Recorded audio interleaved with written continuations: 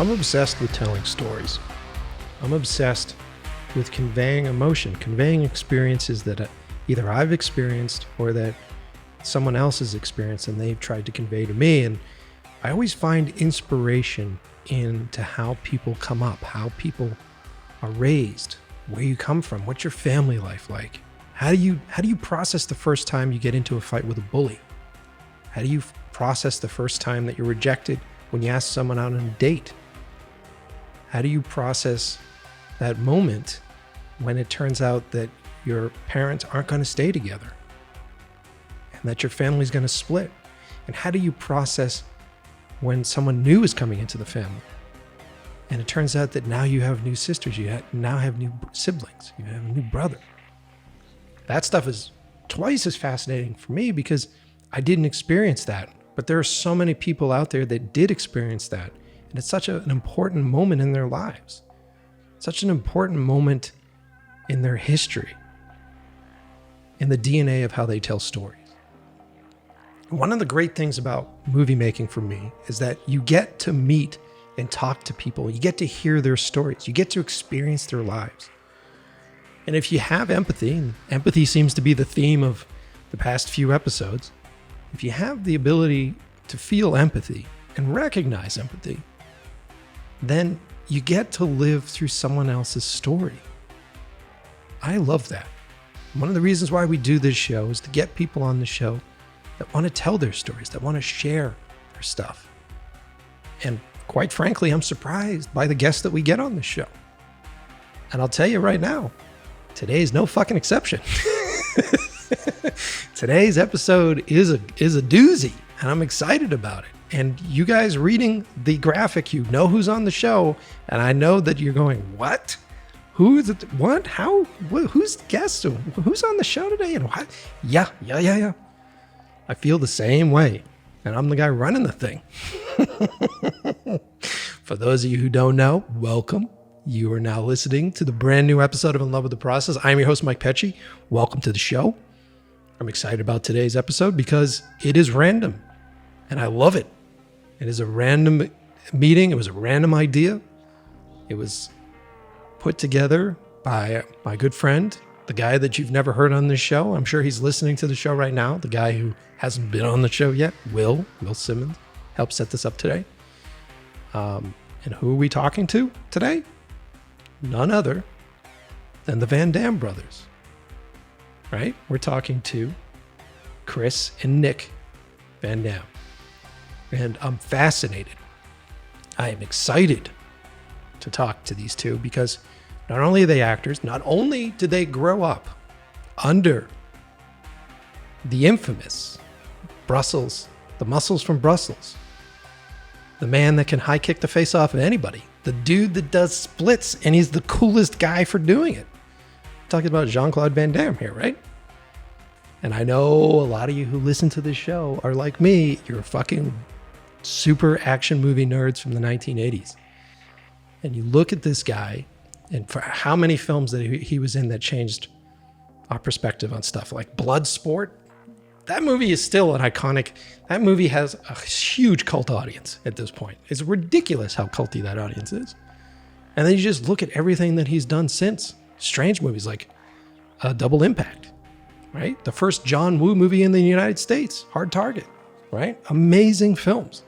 An amazing career from an amazing martial artist and amazing actor.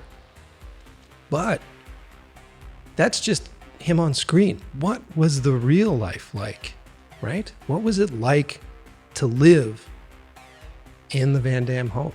What was that like? What is it like to be a very talented person or a very talented young man that has to find your own way underneath the shadow of Van Damme? And what is family life like when there is so much press and paparazzi and outside influence and these people that are coming into your life that have intentions, right? So how do you grow within that environment? And I'm curious about this stuff for a few reasons. Here's why. As a fucking culture, we're obsessed with celebrity, right? And we're obsessed with a very specific vision of celebrity, right? We love the drama. We love the fucking Kardashians, the cards as I call them. We love celebrity, right? And we like to see these people in their dramatic moments that are built on television by producers and everything else. And they design these things, and there's infighting, and there's all this other crap, and there's this drama that circulates around it. And now we have generations, young people that aspire to do that. I want to have my own reality TV show. I want to be a celebrity. Imagine how better my life would be if I was Jean-Claude Van Damme's son, right? So this stuff is fascinating to me. This is why I'm excited about this show, because let's pull back the curtain a little bit here and let's get some access with this. And who knows, right? What are we in for? I don't know. These guys could be total divas, right? These guys could be celebrity pieces of shit. I have no idea what we're in for with this. Very excited about it. I can't wait to get started. And I want to thank everybody for being here. I want to thank all of you who continue to support this show and follow us on Instagram, whether you're following the podcast Instagram at A Love of the Process Pod. That's A Love of the Process POD on Instagram, or following my personal Instagram account at Mike Pecci. There, you guys have been suggesting episodes. I'll tell you this, no one suggested this fucking episode.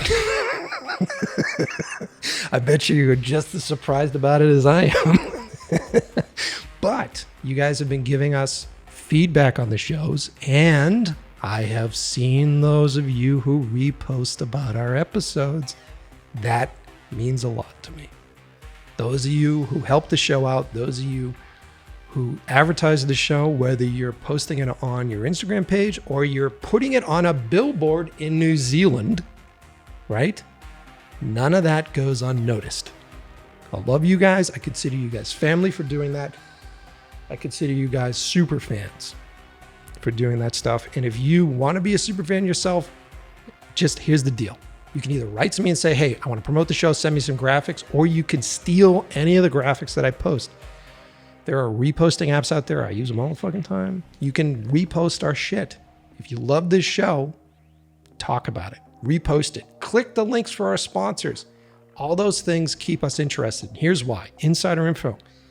The people that I talk to book guests are concerned about how many people are listening to the show. So our numbers need to be up, and there needs to be engagement, right? And if there's engagement, then I can get like Arnold Schwarzenegger on the show, okay? It's easier for me to convince their PR people to do so. I know there's a lot of you listening. I see the numbers. You guys talk about it a lot. We need twice as many.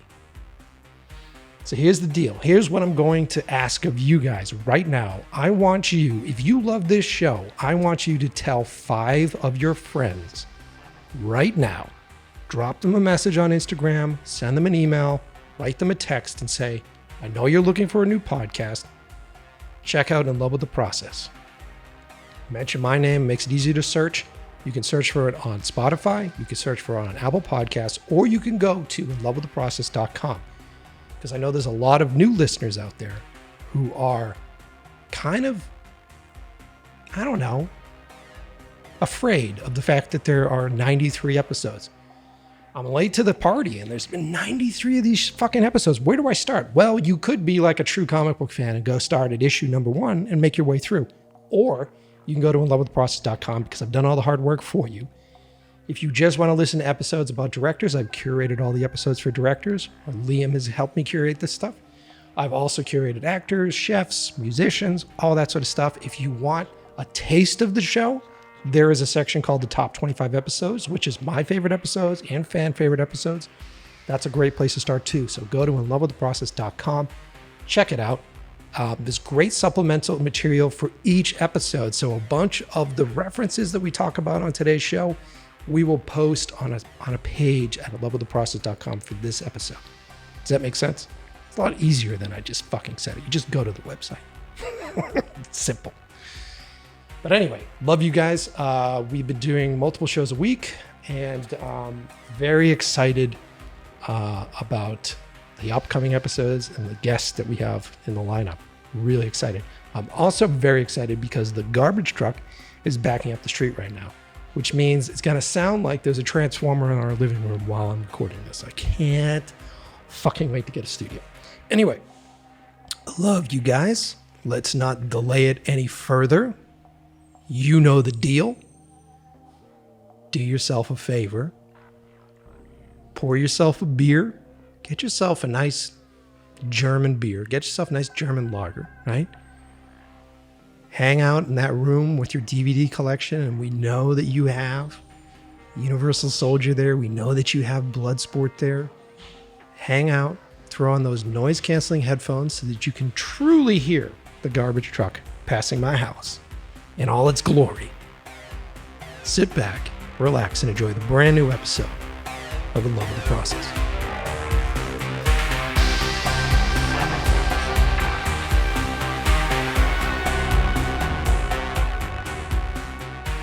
Nic, Kris, thanks for being on the show, guys. How's it going? Thanks for having us, man. Yeah, thank you for having us. Really appreciate you two taking the time to be on the show. It's a strange path to how we got here for this episode, but I'm really fucking excited about it. And thanks to Will for making this connect for us, man. Absolutely. Yep. You know, we had the pleasure to get the honor to get to know Will personally as well. We had an awesome night out in Los Angeles with him, had good dinner, and Oh yeah, you remember that? So much fun. Will's a good guy. Great guy. And he wrote a great script with our father and us called Three Coyotes. Fantastic Western project. So thanks to Will for that, and thanks again, Will, for setting this up with Mike, Liam. You guys rock. Thanks, man. Thank you. So what I'd love to do is just get into a bunch of different stuff, and let me just ask some questions right off the bat, because I know a lot of people are going to be tuning in going like, what's it like growing up in a household where, like, you know, your dad is kicking ass in movies and your mom is like a bodybuilder? Like, what was that life like for you guys? And let's just get into that. So what was it like growing up in the Van Damme household or in the Van Damme family? You know, it is what it is. We'll start with that. But Nic and I have two separate mothers. We're actually half brothers, but doesn't feel that way. You know, his mom's like my mom and my mom's like his, but we share the same father. Cool. So, you know, growing up with our dad and being, I don't want to say under that shadow, but it kind of comes with it.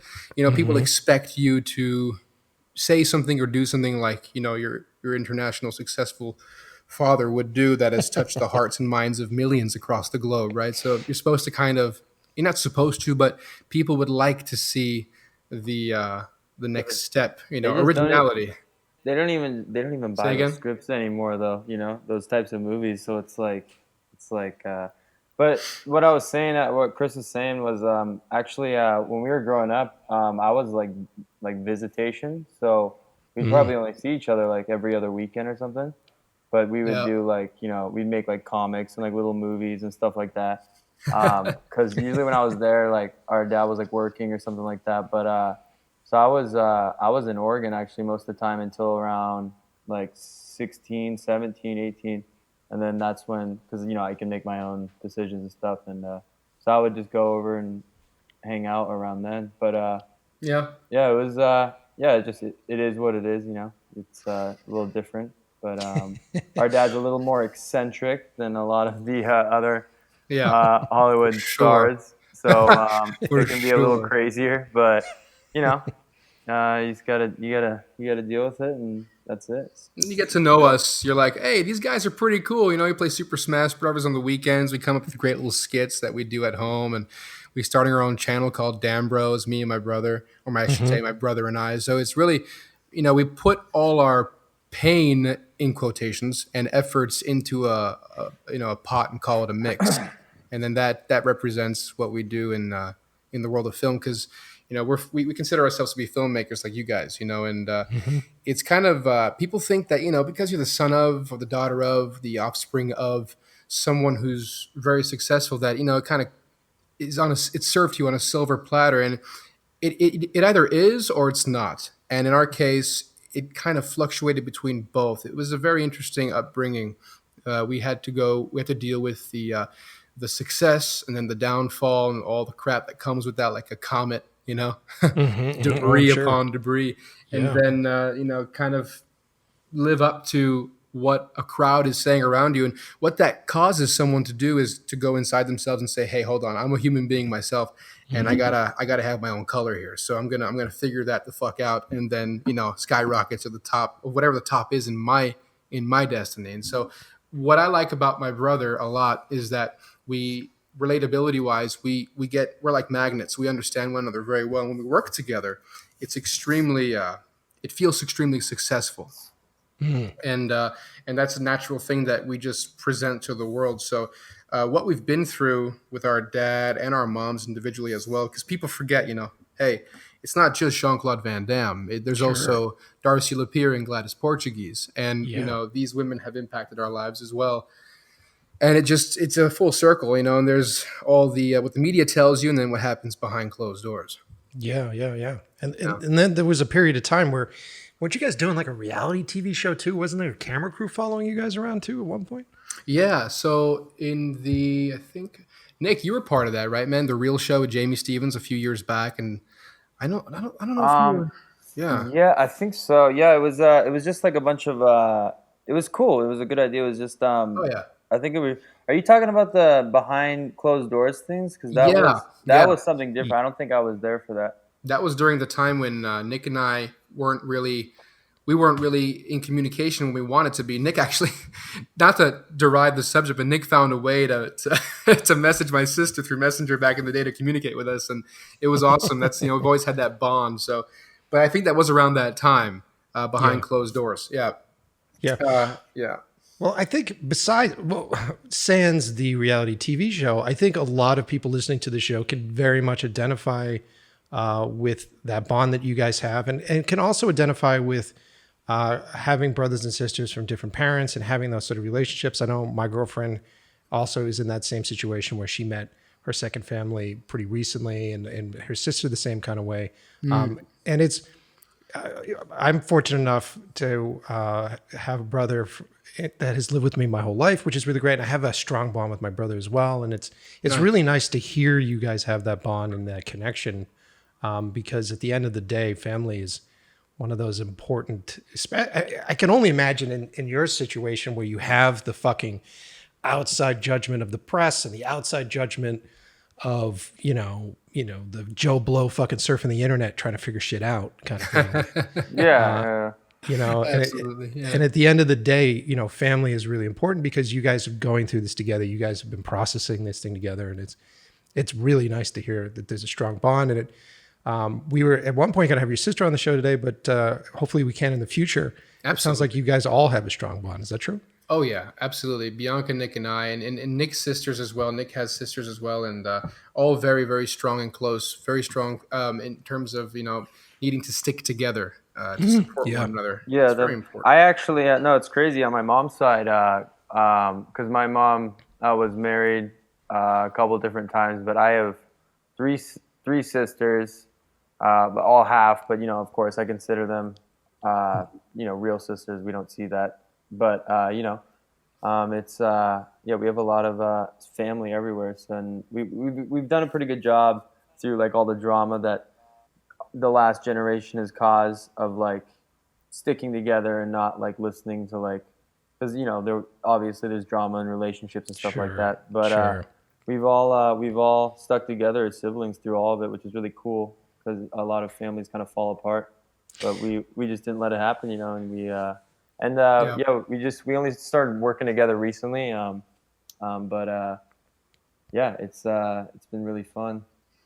You know, we've been working. Nic and I have been. I mean, we consider work fun for us. You know, filmmaking is fun, and I know you guys get this, Mike and Liam. Filmmaking for you guys is fun. I mean, it's what you represent. It's your journey of the soul here on Earth, right? You know, when Nic and I, we were kids, and Bianca too. And even Nic's sisters, Sterling and Madigan, very creative people, and just fun to hang out with, and just awesome to kick it and create these cool, fun skits and jokes, and creating these little mini franchises within our own realm of siblinghood. You know, it's just cool to build on top of those building blocks as siblings. We all have some relatability somewhere, yeah.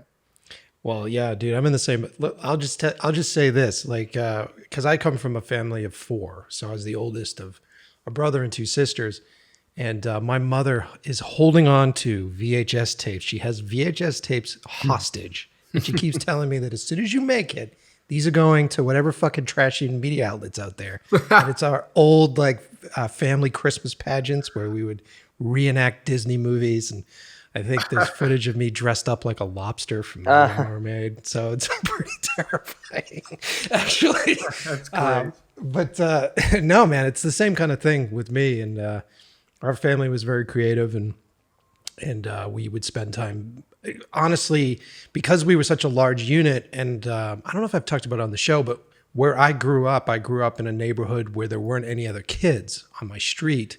And so by proxy, you ended up being a little bit of an outsider when you went to school because all the other kids would hang out and they would play together. And, yeah.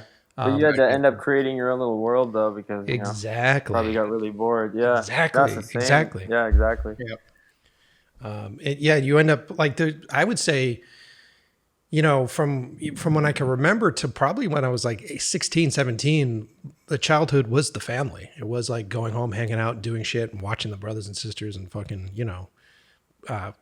playing make believe, and Hot Wheels and car sets and all that kind of shit. So rad. Yeah, man. So it's the the same kind of thing. Same with us, like Nic. Fortunately, Nic, he got to grow up in a place, and I don't want to speak for Nic, obviously, but he got to grow up in Oregon for the majority of his life, in the wilderness and in the forest. And he's very strong genes and had good friends, and full of awesome. He grew up around horses, and I'll let him explain that. But I understand what it's like to be the kid that doesn't really not have friends. I had friends, but I would stay in a lot because if you go outside, the media and the kidnappings in school and all this stuff, and it's like you don't really grow up with a normal mindset. You grow up with this fear-based mindset, based on whatever your father's representation is. So it was kind of back in the early 2000s, late 90s, when I was in junior high going into high school.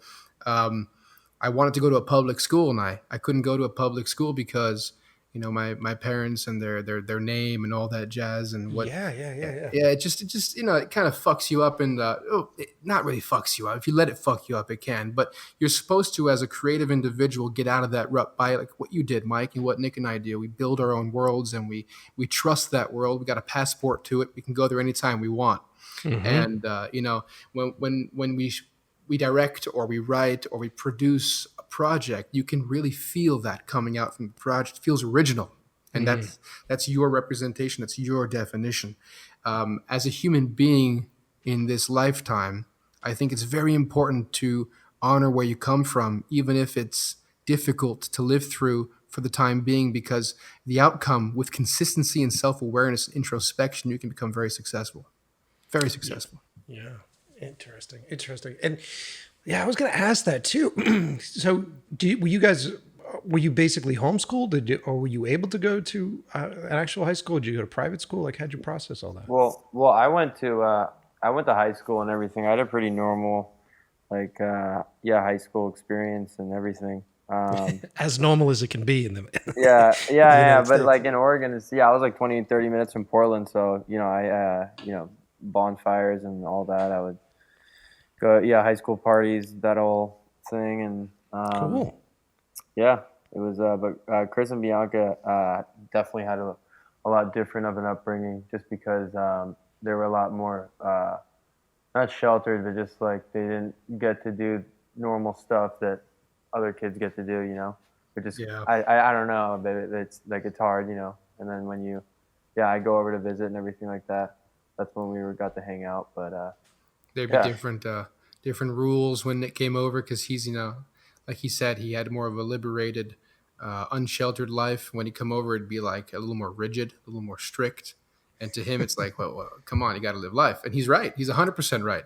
And so, actually, through my brother in my mid-20s, I'd have to say, I started to really learn about being socially active a bit more. No joke. And he's 9 years younger than me, 8.5, 9 years younger than me. And that's why I'm very close to my brother, not only for that reason, but I thank him for that every day because I made the decision not to keep this, sheltered lifestyle, an image of myself. I wanted to break out of it, and I'm a late bloomer, and I own that. But I thank my brother a lot for that, because he really kind of pulled me out of it. And by doing that, we were also still able to create projects together. So I saw that I could separate the inner world and the outside world. So now I'm becoming every day a master of both. But to go back into the past, my sister and I were homeschooled late in, I think, early 2000s. Yeah, late 90s, early 2000s. When we graduated junior high, she was homeschooled into junior high. So she had more of a homeschooled experience. But we got to the positive side of what we got to do with our father's career, because we have to talk positively about it as well, right?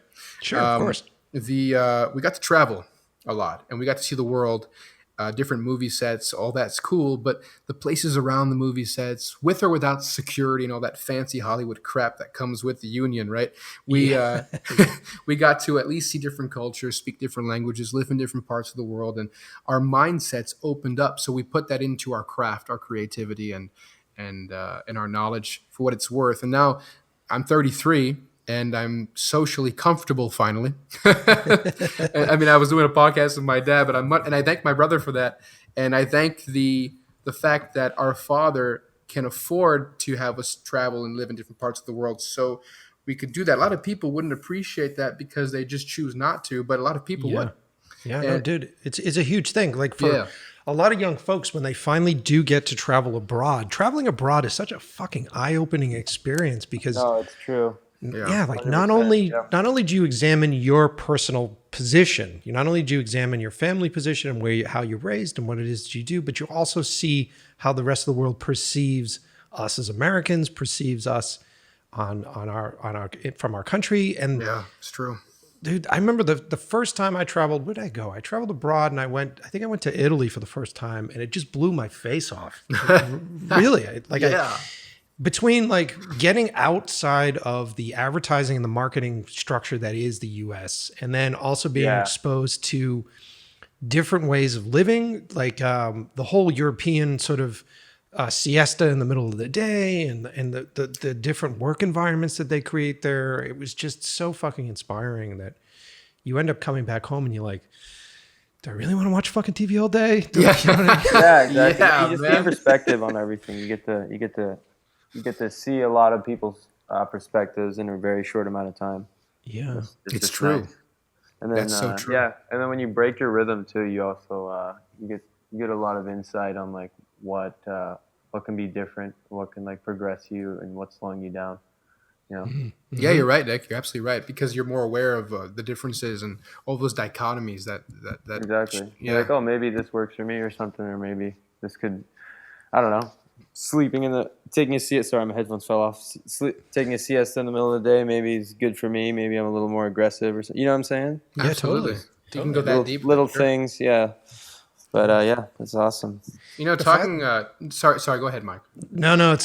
This will be an interesting episode. Normally, what I would do normally, if there wasn't some fucking virus outside that was chasing us all and making us all locked down, we'd be sitting in the same room having beers and then being. Hey, I love that, man. Absolutely. Oh, dude, that sounds awkward. Why can't we do that though? Let's do that. Let's do that in the future. Come on. Yeah, man. I'm totally in. Let's just go get COVID tested, and then we'll do 6 feet apart, and we'll do the whole thing. We'll just all show up in hazmat suits, and we can build some type of tube into our mouth. Yeah, but the side effect of this being over the internet is that sometimes we stomp on each other. So pardon me if that happens, and just talk right through it. No, don't worry about it. Come on, man. It's a conversation. But what were we saying? So one of the things that's interesting to connect back to what we were saying about to change of perspective is that because of this coronavirus situation, because of a lot of folks that were living the 9-to-5 lifestyle, were checking into work every day. Now that doesn't really fucking exist anymore. I think everybody's having sort of that perspective change, which is incredibly fascinating. And it'll be interesting to see post this, whenever they have that fucking vaccine done, whether or not people are going to want to go back and check in and punch into fucking work. You know what I mean? Right. Good point. It's interesting. I was me and my brother, well, we have a lot of time to talk, since we're always inside and everything like that. But it's creating like a whole new job market, and on the negative side too, it's like this giant drowning board where like all these businesses are like represented as pegs, and like it's just being held underwater, and all these small businesses are going out. But it's also like the ones that can evolve to breathe under, you know. They're going online and being more and more monetized, and it's just interesting all these what's going to happen, because it has to evolve. The markets and capitalism can't just die, you know. Yeah, totally. So it's just interesting. There's good and bad, you know. You can look at it either way, but I agree with that. Yeah, dichotomy for sure. Yeah, I guess. Well, we just have to see. We have to wait and see, you know, and try to adapt as best we can. Yeah, and in a time period, I guess I try to be a little positive about it because everybody's so fucking negative about it. Yeah, it's everything, man. Well, you know, Mike, you're right. And what Nic and I have been doing is we took this time. If it wasn't for, and this is in regards to Nic and I, if it wasn't for this Corona pandemic, we wouldn't have sat inside and said, okay, what can we do with our time? Let's shoot a really cheesy, straightforward skit, and let's see what happens when people look at it and see their reaction. And so what we've been doing is we've been taking what we love to do is filmmaking, and with the awesome technology we have now on our phones, we can just shoot something, do some post-production, post it up, and create some type of mini representation of filmmaking for whatever that's worth, you know. And so what that's done is my brother and I have actually never been, I mean, I don't want to say we've never been this busy before, but together we've been so consistent. And like you said, it's all about the consistency. Yeah. You got to have that consistency, but it's something we love to do. So the positive side for us on this, I think, in one way, because there could be many reasons, but one of the reasons is we've been working together more. And I've discovered so much about my brother and so much about myself, and become such a more in-depth filmmaker by doing this. Before, you know, you can go out anytime you want, do whatever you want, go see whoever you want. And that is now been hindered a bit. You know, some appendages have been removed to that freedom. It's true, man. Very true. So we have to use the thumb appendage to push record and standby a little more often. But it's recording some cool shit. So we're happy doing it, dude. And it's forcing a lot of folks to stay creative. And then the people that are surviving, really, especially in our business, the people that are surviving are the folks that kind of come from sort of that do-it-yourself mentality and have those skills. My girlfriend, Gina, those who listen to the show know who she is. She's a fashion photographer, and then she recently has moved into directing music videos and stuff. And she got very lucky, and she got a really great contract. And I don't know if I'm allowed to talk specifics about it, but she's working for a pretty big act right before the pandemic happened. And so the client was like, oh my God, the fucking pandemic is happening. What does this mean? How can we do it? And basically they just shifted to doing quarantine productions. And like, I've been watching her. She has to finish like 7 music videos in the course of like 4 weeks, 5 weeks. Oh my God. And I'm watching the process of it and helping out when I can. But it's interesting to see how the restrictions, because now it's a 1-person, 2-person crew. That's it. You know, get Corona tested, and that's the deal. And I'll have to send you guys the stuff so you can see it. The results on it, you would never guess, were quarantine based. And I know, right? It's crazy. You know, sometimes though, like I have to say, like when there's not less people, but like if you really have a vision for it and you're like, okay, I'm here to like get work done, there can be a lot done if with the technology we have and everything, if there's less people, because the less cogs that all have to work together, you know, it doesn't get messed up. Because most of the time it's like people are inside their head or something like that. They're trying to get everybody to go together.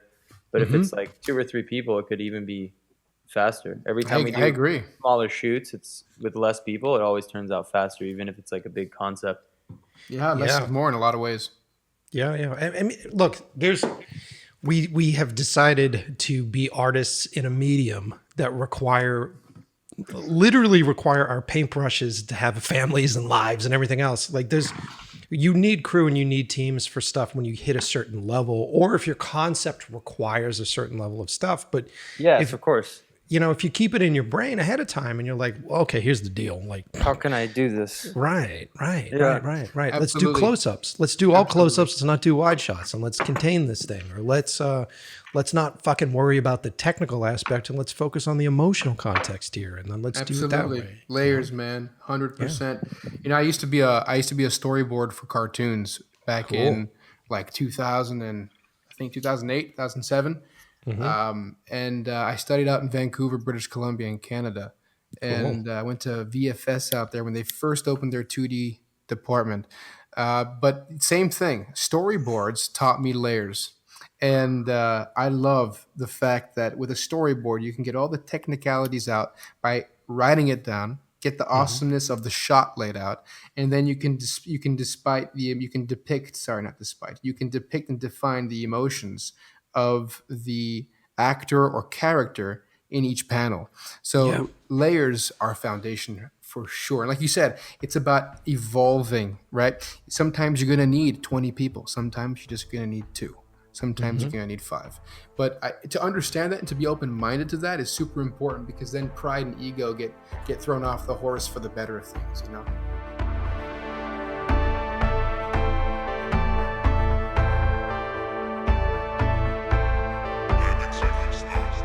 All right, now's the time to take a break. This episode's been fucking great, but unfortunately, we got to take a little break. We got to talk about the men and women that help support the show. I'm not just talking about you guys. I'm talking about the sponsors. I'm talking about the people that make this show happen. I'm talking about the reason why I'm speaking into this super sexy Rode microphone, and not a Rode microphone. This is a Shure microphone, and I'm using my Rodecaster. I don't know why I'm advertising for them, because they haven't been sponsors yet. So all this really cool gear that my real sponsors got for us, they did it because you guys click the links. You guys go and support them. So here's that moment where you click the links below the episode. Each one of those traceable links will tell them that you care. Now, I picked out these sponsors specifically because I know you will love them. That's why I did it. That's why they're on the show. And I'm going to read off the cuff because I didn't prepare myself. So here we go. First up, men and women over at Puget Systems. If you're a photographer, if you're a filmmaker, if you're a music producer, if you're just a video game fucking nut and you need a PC that will run faster and you don't want to become a slave to payments, right? You want to find something that's affordable. You want to find something that is custom built for your needs. Build a PC. Oh my God, I said build a PC. Holy shit. Yes, build a PC. PCs are stable. There's all sorts of bad rumors around this shit. That blue screen of death stuff, this was in like the 90s, guys, okay? Current PCs work amazing. I have 2, 3 of them. They work fantastic. Go to PugetSystems.com. There, they will help you build a custom PC. So if you're someone that likes to just buy something and get it in a box and open it up and plug it in and turn it on, this is the way to go. You could build your own PC, but then you have to spend a lot of time figuring out what hardware works with what's the newest thing on the market. Does this work with the newest version of Adobe? I don't know. Puget Systems has it all figured out. They're a company that builds custom PCs. They don't manufacture hardware, okay? So they're not selling you hardware. They actually go through the process of sorting through all that stuff, doing benchmark tests, finding the best hardware for your machine. That's what they do. They build these really beautiful custom built stuff. You can go by selecting a pre-existing model, not a pre-existing model, but like, what's the term I'm looking for here? Base model. So you can actually go choose a baseline model that you can then customize. And they love to talk to their customers. So you can contact them directly and say, hey, I'm Joe. I want to build an After Effects machine. And I hear that the hardware is different for a good After Effects machine than it would be for a Premiere machine. They know all the answers. They will help you construct that. You can tell them your budget. They can tell you what works for that. You can go from there. It's fantastic. I love these guys. It's a family-run business. When you call, you get some on the fucking phone, which is huge. It's huge, dude.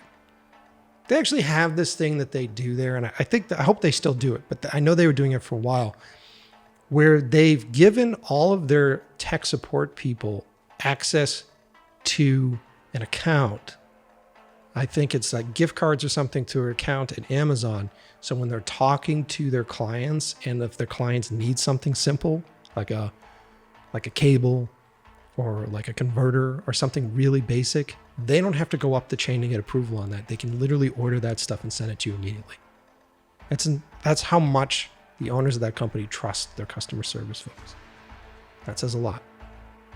So go to PugetSystems.com, check them out, price out a new machine, get something awesome. Like I said, I have a brand new one right now that's running fucking super sweet 4K, full res. Cutting away on it. I love it. I'm wheezing today. Oh, asthma is kicking my ass right now. Anyway. Okay, PugetSystems.com. Also supporting us as usual, the great guys over at Quasar Science. One of the best advancements in movies over the past 10 years has been lighting. If you listen to the show, you know I have such a boner for great lighting. I love it. I love lighting. And a lot of you guys ask, Mike, we like your lighting. What do you have in your kit? Well, I got a couple things in my kit, but I'll tell you what I have multiple things of in my kit are Quasar tubes. I've got some bicolor Quasar tubes, and I've got rainbow LED Quasar tubes. They're fucking great. They don't require a lot of power. They're very compact, so you can fit them in the back of your hatchback. Probably throw them in a backpack and put them on your bike and ride to work with them. And they're battery powered, and they are color balanced correctly. High quality LEDs are used for these units. So you can pretty much assume that they're not going to be color shifting on you. It's not going to be pushing green. It's not going to be pushing magenta, right? Definitely check them out. Go to quasarscience.com. They have the best products on the market. If you have one of those units and you're working with a real gaffer, you're going to go, oh, this guy knows who he's talking about. Okay, got it. I'm telling you, Quasar Science. Go check them out. Also, supporting the show, very excited to have these guys. I found them because of my love for t-shirts. I have a big love for horror movie t-shirts, and I like my references to be strange and off the beaten path. Because I've now hit a point where I'm old enough that the movies that when I was younger everybody knew about, all the younger kids are like, what the fuck is this? And you're like, oh yeah, you don't know what UHF is? Huh. You've never actually seen Poltergeist for real? You don't know this maybe? Okay, right, got it. I love that shit. I love using t-shirts as conversation starters, especially in the industry, because people love that shit.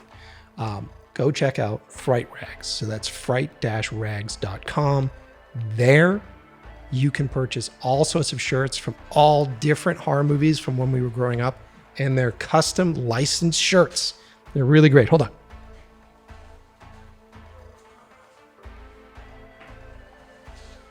I want to get the code here, so you guys get a wait a minute. There we go. I found the paperwork. Okay.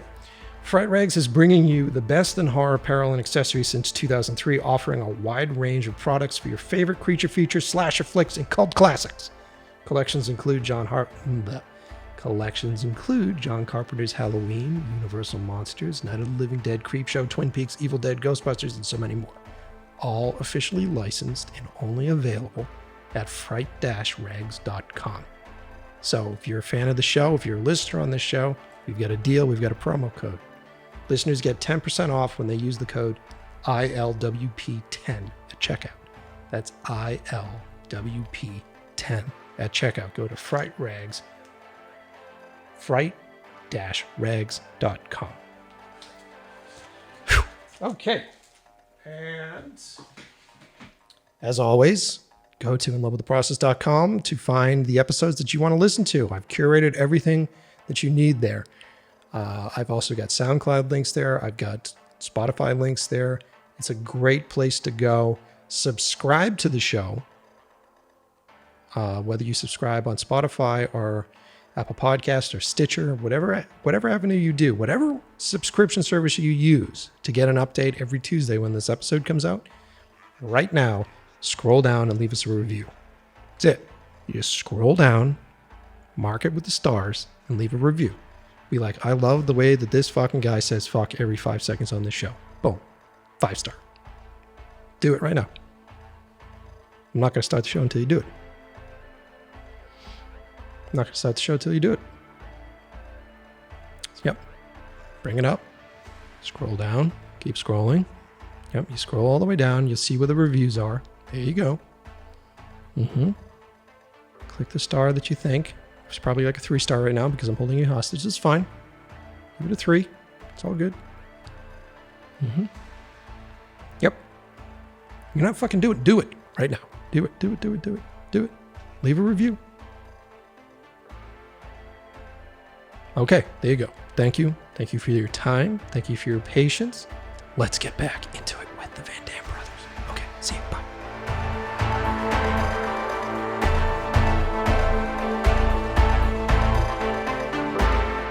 I've talked about this on other episodes, but it seems like when you're younger, at least for me, I can only convey my story with this.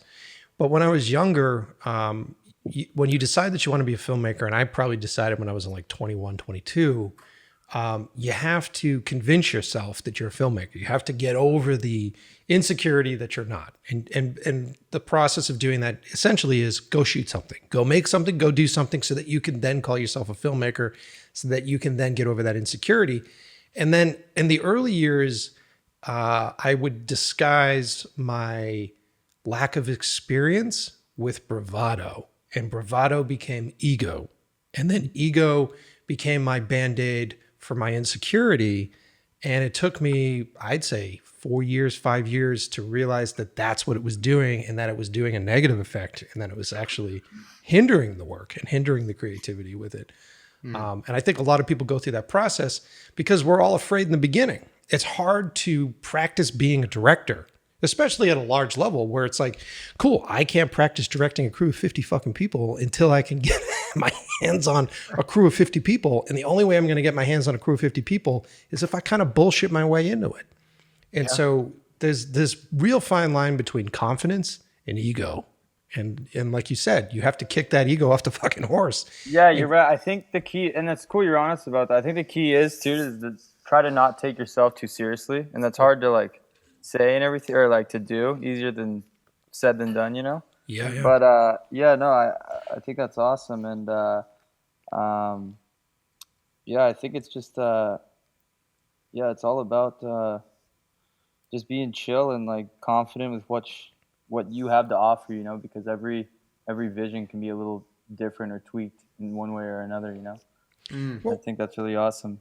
You guys must have seen some shit. Like, I could only imagine either the egos or the insecurities that were surrounding like your father's productions and your father's shoots. You must have seen some crazy fucking shit with that. Oh, dude, the machismo stuff that comes with being in the layer of an action star is hilarious and very, very interesting. You could create a whole guidebook on how to deal with your own insecurities by watching action what not stars. to do. Yeah. Like we love our father and we talk straight, and our father knows how we are and respects us for it. So just putting that out there right now. But the thing is when it comes to when you do something that sets the bar, you then have to be prepared to continue the consistency to set the bar one tier higher. And that's just the human mentality. Oh, what can be better? What can be better? We're born to evolve, right? Born to grow. So for us, it's like we don't utilize that to us. We just say, hey, we're ourselves. This is what we are. This is what we do. But our father is stuck in that. And it's not it's like he's stuck. It's a decision he's made upon himself to always set the bar that much higher. You know what I mean? To always say, hey, if I do a split kick on this movie 3 times, on the next one I got to do 5 or I got to do 4, and that's his decision. But we don't have that issue the way we used to have it. Like, oh crap, if Dad's doing this, what can I do that's going to beat Van Damme, because people are expecting things. But the ego and the bravado that comes with the life of an action star, it's quite heavy. I mean, you can see it through their acting at times. And I'm going to give our father props. Excuse me, Nick. I'm sorry, dude. I'm going to give our father props. He's come a long way as an actor. Totally. He was a okay actor in the 90s. He was good enough in some movies, and he touched the hearts of millions, and that's phenomenal. Can't put a price on that, right? But after JCVD, or after films like In Hell, where he really started to explore his inner authority to become a better actor is when he started to evolve in his craft, and his ego started to die. And yeah, it's true. Yeah. Which is awesome. And it's just something that's really cool to see. So, my brother and I and our sister as well have had some in-depth insight on what it's like to evolve as an actor after being an action star. And something crazy. Cool. Yeah, that's crazy. Like, talk about. Okay, so this is what's fascinating about filmmaking to me is that essentially what we're doing as storytellers is we're experiencing something or we're seeing something, and then we're trying to convey those messages to other folks. And so I think the byproduct of what you guys had with that experience is being able to witness that. Because from the outside, if you're looking at action stars, especially the way they kind of came together, like you start thinking in the late 70s, 80s, big time, and 90s, it was all bravado. It was like, who's got the bigger muscles? Who's got the bigger opening weekend? It's Schwarzenegger versus fucking Stallone. It's Seagal versus Van Damme. It's like these egos and people that were at each other, and that was the sales pitch. You know what I mean? You got like the Joel Silvers out there going like, "This is what I'm doing. I'm going to put together." That was cool though. That was awesome. That was acceptable. That was the style. Yeah. And I think that was awesome. Like it's like Godzilla versus King. Well, I used to love Godzilla movies. Dude, I love him still. Godzilla versus King Kong. It was so terrible, but I watched it like so many times just because I was like the concept. I was like, oh yeah, like Godzilla versus King Kong. That's sick. And then I like watched it on some weird like DirecTV channel that was on late night, and it's just two guys in a costume like wrestling over some like clay mountains. I'm like, oh my god, like.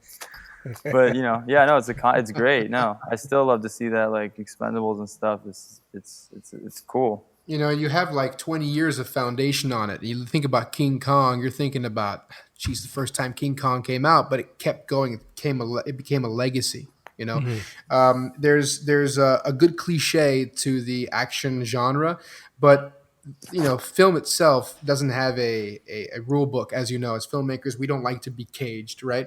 So we like to be able to be free and represent ourselves through the style of our shooting. But we also can take what was once original and timeless and transform it into something like a cool hybrid with nowadays, especially nowadays. Indie films are where it's at. I think a lot of actors too have done a great job at that, which is really awesome to see. Like Clint Eastwood and stuff, the way he's evolved, and Stallone, they're starting to make new, more not commercial, but more makes sense for today's time. And I think that evolution is really awesome to see, because it's like, okay, like not setting the bar, but like, okay, who's gonna do this next, or like what can they do with this concept, or what would be cool, like. If this, and me and my brother always talk about that, like, oh, they should have done this, like with this, and we get pissed about it, but it's like, it's awesome. So we're like, okay, let's just do it ourselves then, I guess. Yeah, and it's fascinating to watch because they're humans, right? These guys are all humans. So like Stallone, Schwarzenegger, all these dudes, they go through the process of dealing with stardom. They're young guys when they get into it, and they're dealing with that. And then they get older. They have kids. They have children. They have life experiences. Like their parents die. You know what I mean? Like all these different things happen to them, and they start to adjust and change. Like the difference between me now at 42 and me at 22 is fucking massive. Oh, I bet. And there's something really nice about seeing that transition with the movies that they're in, and your dad specifically. Like JCVD was such a huge moment for him, because I remember loving his movies when I was a kid, right? Because they were essentially built for a teenage boy. It was like, dude's kicking ass and kicking people's faces, and there's a bunch of gunshots. It's awesome. I love it. and then you start to grow up. It's like when I was younger listening to music, and I really loved like heavy metal, and then I started to kind of grow out of it because I don't have that aggression anymore. And then when JCVD showed up, I was in my 30s, I think. So that movie kicks in, and I'm like, oh, he's dealing with some shit. This is fucking fascinating. And then it becomes more human. It becomes more relevant. Definitely. And it put him back on the map for me. Essentially, at that point, I was like, A, he knows how to fucking act. Okay, that's great. And then B, he has that age. It's like watching Mel Gibson now. I saw him in... I love Mel Gibson. I love him. Dude, I would love to work with him. And regardless of any kind of bullshit around social, all that crap. But I hear he's an amazing actor. He's an amazing director. And I watched him in Bloodfather recently. Oh, yeah, our dad was talking about that movie. Oh, we need to see that, dude. Yeah, you're right. Dude, it's so good. And his face his face is just a roadmap of experience. And it's, your dad has that too. It's just that roadmap of experience in time and trying to process that stardom, trying to process that stress, and you just see it on their faces, and it turns them into really phenomenal character actors. Because, yeah, you're right. You're right. I love that look, though. I know exactly what you're talking about. But yeah, it's just I don't know. It's I don't know. Our dad uses it well, though, and I think more and more he's starting to play roles like that, and it kind of just starts to grow on him, and he starts to adopt that character. Yeah, his voice is getting so deep too, and it sounds really good cinematically. so good for playing a Sith in Star Wars, man. I've been waiting for them to fucking cast him as a general or a Sith of the Empire, man. That'd be sick. I know. He's got the face for that. Yeah, he does. Darth Malgus or something, man. Come on. You know where Disney's going with Star Wars.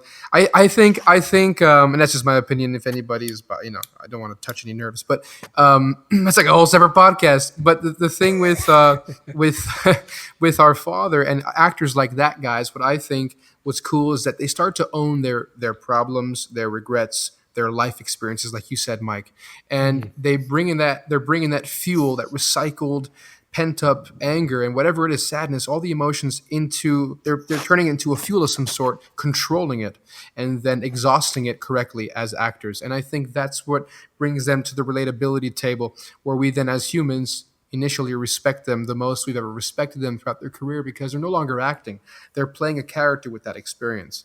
And that's respect. And I admire that in our father and guys like Mel Gibson, who have always been a good actor, always, but have still evolved. Like Daniel Day-Lewis is my favorite actor for me. And seeing his career, even if you look at his stuff from the 70s, you look at his eyes, and you look at his eyes now, like in There Will Be Blood or the Phantom Thread, and you just see the evolution. You feel it after you see it, and you relate to it as a human.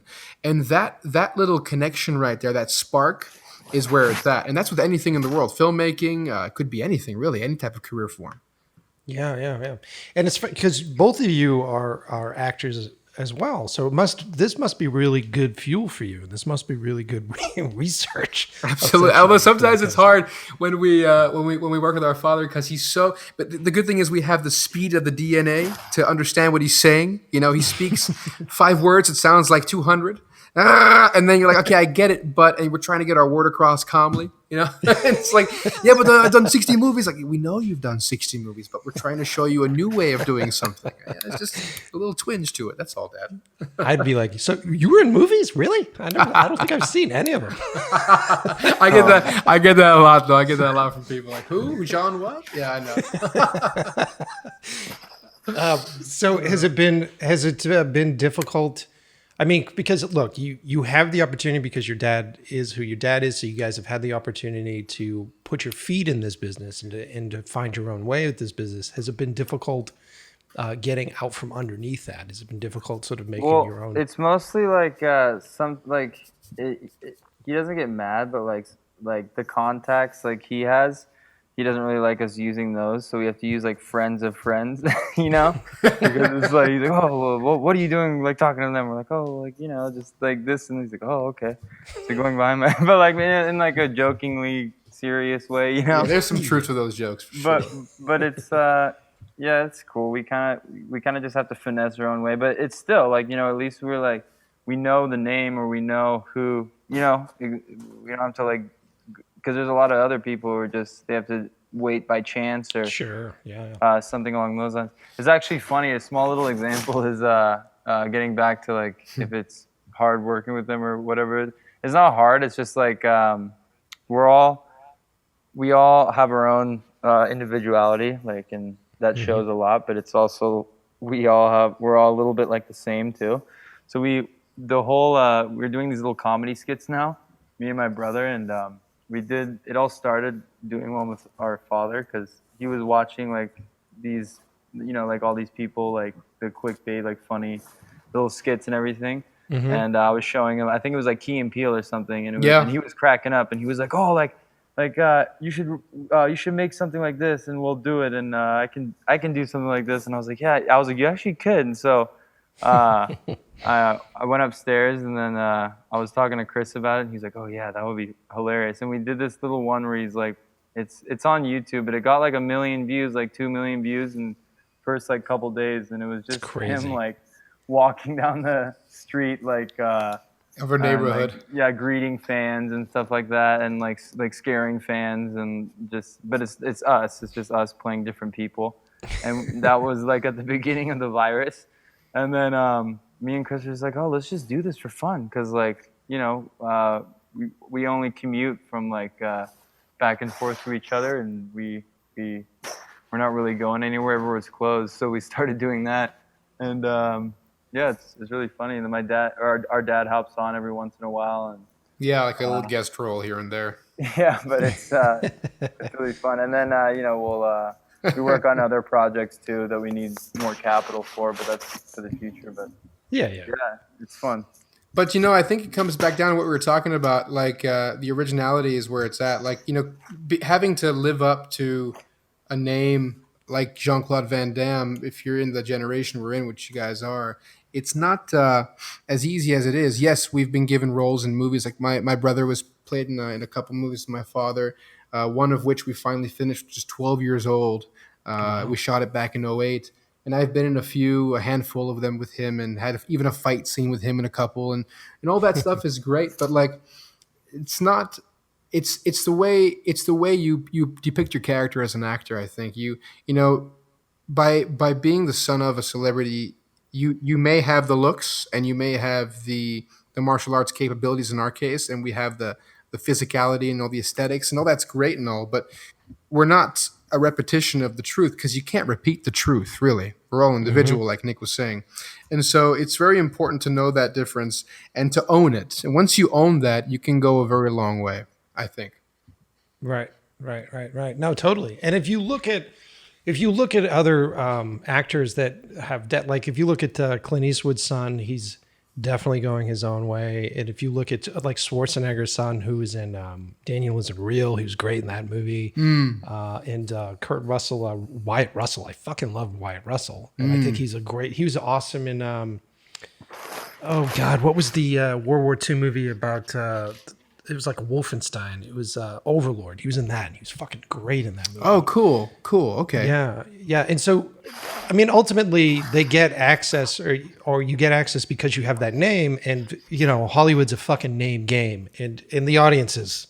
Movies are based on actors, so it's like, what was the last Bruce Willis movie? They don't give a fuck who directed it. Most people don't. I know, and it's so fucking sad, though, man. Yeah, but it's the truth of it. Actors are the billboard, and names are the billboard, and so you get that access, and then when you get that access, I feel like the audience can really judge you, because the audience is like, okay, so you got the access, so show me what you fucking got. And I think it's almost unfair that that's the case, but it's that dichotomy where it's like, well, you got access, so now get in there and fucking prove it. Like even then, like you really have to you have to get an opportunity too, and like what we've had like my brother's like a fighting role or something like that. We're not like our dad doesn't really have the freedom like to do a movie with like Jaden Smith and like Will Smith like they did together. He can't just throw us in that role, which would be sick. But like he has to also adapt to what he's doing as well, and he's doing a good job at that as well. But he has to, and we understand that he has to focus on his career. So he expects us to do our own thing as well, which we enjoy. So we kind of we actually have more fun doing it, but we don't. Yeah. So, but any time if we have a question about something, I went off on a tangent. When we were shooting these little, when we shot this little skit together, we all had our own opinions. Just even like the smallest thing, like oh, but we have to shoot with, because it was all shot on an iPhone. The little comedy skit we did, and we were like, oh, it has to be shot here, and Kris was like, no, it has to be here. And then they like got in an argument, and I was like, no, guys, like, because if you go down like whatever, like here. And just like small like bullshit like that is still just, we should have shot that actually, just the whole argument about it, but because we were just out there with like juice boxes and like just hanging out, no, it's just we just kind of all got to find our own way, because everybody, it really is Because if you were to tell somebody like, oh yeah, there's this Belgium guy and he's gonna be this huge movie star, like, oh, but like, he's from where? Like, because everywhere, nobody. I don't think a lot of people knew Belgium. It was a very small country even before.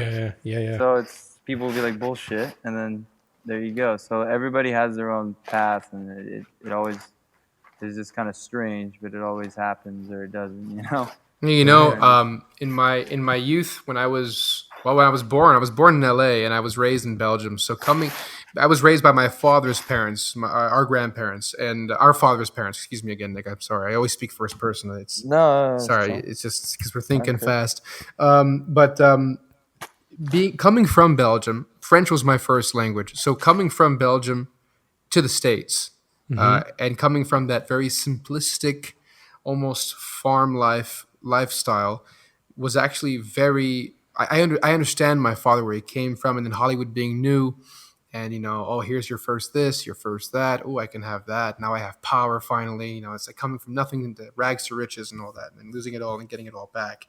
That whole roller coaster, and us, my brother, my sister, and I going along for the ride for it, really helped season us in the arts of, I don't want to say survival, but survival of the industry as the offspring of somebody, kind of getting the blueprints to how something is built or the game plan of the opposing enemy. Because, the production companies are your enemy until they're your friend. Totally. Yeah. You know how it is. One day they're taking you out, and then the next day they're taking you to court for some fucking stupid reason. So, creativity. Yeah. So anyway, the point is, coming from Belgium and being raised with my grandparents that way, I see where our father came from. But it's good to have that dichotomy, that original, very fresh, very internal, very pure, I should say, foundation of thinking. When you're a kid running around in the fields, all you do is you hear the insects, you feel the warmth of the sun or the cold of the blizzard wherever you are, and the temperature and the grass and your dog next to you, and the way our father tells his stories about his past, we really get into it. We always kind of go back to that to try to relate to him, especially when we have an argument with him. Because sometimes we butt heads, and it's always good to know. Okay, wait a second. He's being an asshole right now, but we know who he is inside. And maybe I'm being an asshole right now, and maybe I should go back to my foundation. It's very important to know where you came from as a child, knowing what you want to do in life. Very important. And I think that's where all the magic is hiding. I think it's there. Yeah. No, that's a good outlook, dude. That's a really good outlook. It's good. It's interesting. Yeah. Well, to get into some stuff that I'm sure the listeners want to know, was there do you have a memory of a film set that you were on? Was there a fascinating film shoot that you were on, or a story about a film shoot that you experienced when you were a kid that we were on a set that you can talk about? Oh yeah, absolutely. Nick, do you have any? I really wasn't. I think Kris would honestly have more stories about that. So I was on.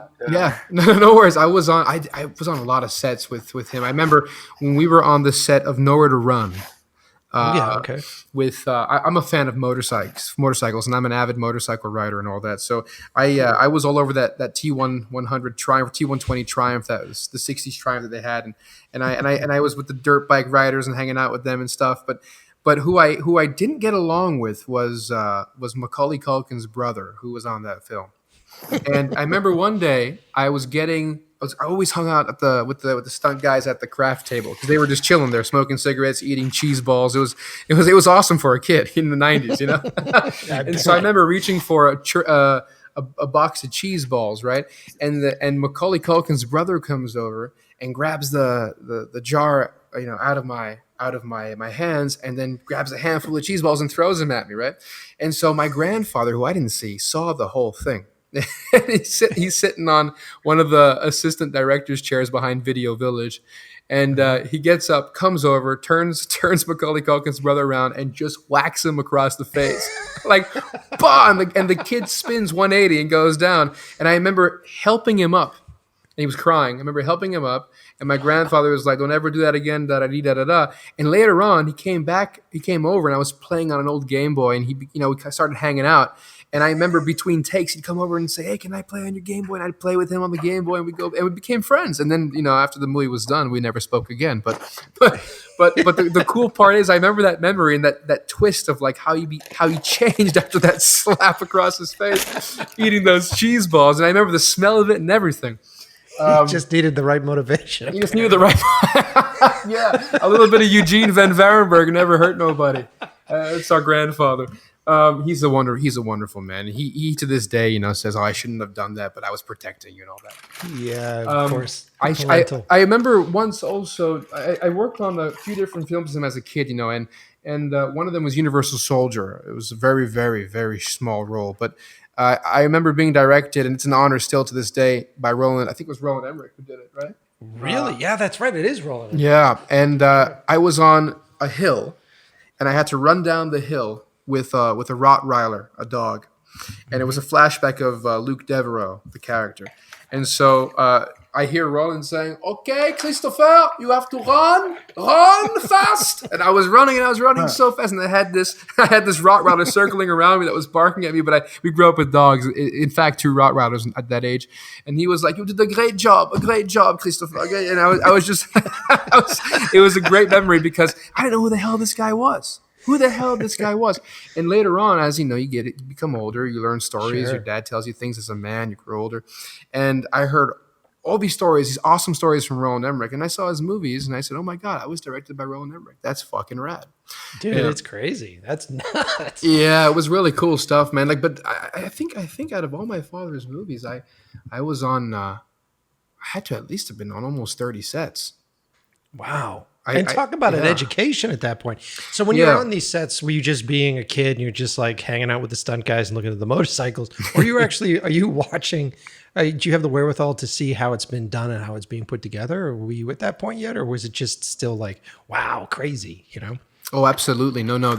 Every movie set I ventured onto and through with my dad and my mom at the time, I wanted to know more about the film industry because I saw what they did from in person to the camera, and then I saw the cameras and I'd look at the framing and I'd go back to the video village and I'd see where they cut off the framing and ask questions. Well, what's this for? Oh, that's the sun, so you can see the video village monitor. Oh, what's this for?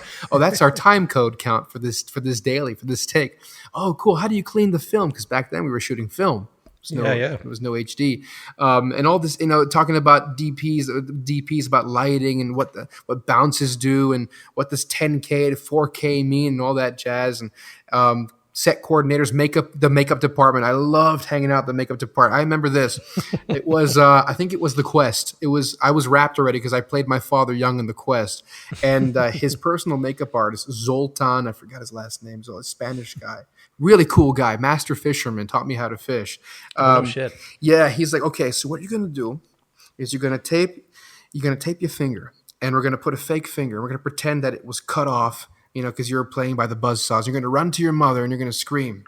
And I said, "Okay." So I remember I was running through this old village set that was, I think, the Final Fight temple set, and I'm running through screaming at the top of my lungs, and they're shooting a take. My dad's fighting the main guy or one of the other guys, and not through the take, but behind the wall where the stadium was, you hear this blood-curdling scream of a little kid going, "Oh my God, my head, Mom, my head." And I'm running through, and my mom's screaming, and then you got her yelling. They're yelling cut. My dad's trying to find me, and I've got my finger cut off, and there's fake blood everywhere. Disaster. But and it was just a practical joke? Yeah, and I start laughing. Oh my God, my dad was so pissed, but he couldn't help but start laughing. He started laughing. And the director started he directed the movie, but his assistant director started laughing. And everybody started laughing. Before you know it, he got the whole fucking set cracking up, and 5 minutes has gone by, and that's precious production time.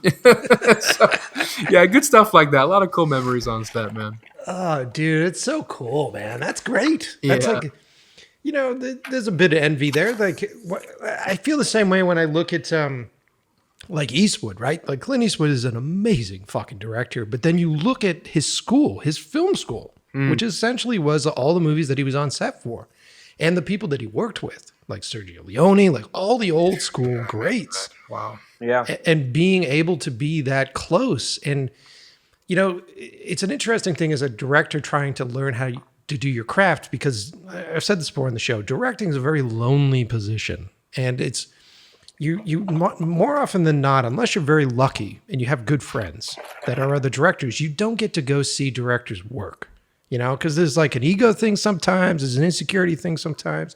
So having like another director on set, sort of examining what it is that you're doing, unless you're really good friends, it's kind of rare.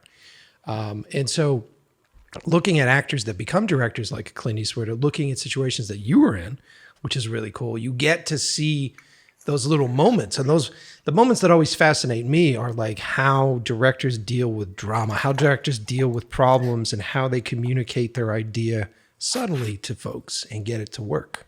And I'm sure you've had plenty of experience seeing that kind of stuff. And there's a bit of envy there, because I'm like, fuck, you got to see all that stuff. That's rad. Yeah, though, Mike, I think some people who aren't born in it tend to be more attentive and aware to it because they don't know. So they have to force themselves, and it comes down to your willpower to want to be a filmmaker, and which you mastered, like you said before, and you're mastering every single day with every single production forward. Is you don't know what it's like on the other side, so you really want to know, like an explorer, like a pioneer, right? You just you have this motivation, but when you're born in it, some people, they don't. It's just, maybe it's not in them. They just don't, it's already there. So it's easy for them. Now, with my brother and I, I'm not saying it's easy for us, because it's not. We choose to want to go the extra mile as the offspring of a celebrity. It's a different approach. It's not the same track as someone who's completely new to it. Like our father was before us, which is why he has evolved in the time frame he's evolved, made the decisions he's made. But we've got, like we said, a schematic to the errors and the successful jumps he's made, and we can apply that to our lives. So for us, it's like, oh, okay, I can kind of see what it's like ahead. But it's a generic approach. It's not like that's the blueprint to my life. It's Sure. That's it could go that way if I make this decision. Now, of course, times change. The 90s were completely different than now. You can't get away with a lot of things now. You can't do a lot of things now that you could do in the 90s, and vice versa in the opposite manner. So I think your way of coming up from where you came from is actually as impactful as our father's, because you consistently, I don't want to say forced yourself, but pushed yourself to that limit to want to know more, and that's what makes you that much greater of a filmmaker each and every project you conduct as a director, right? Well, yeah, hopefully. Yeah, and it shows. I mean, I've seen your work. It shows, man. Editing, everything, it shows. Thanks. Yeah. Thanks, dude. Well, where are we at for time? Oh, dude, we're killing it right now. So this has been fantastic so far. How are you guys doing on time? Are you guys okay? Yeah. Good. I have to plug my computer in, but yeah, we are. Hold on. All right, feel free. Good here. I've been silent for a second though. It's all good. So let's talk.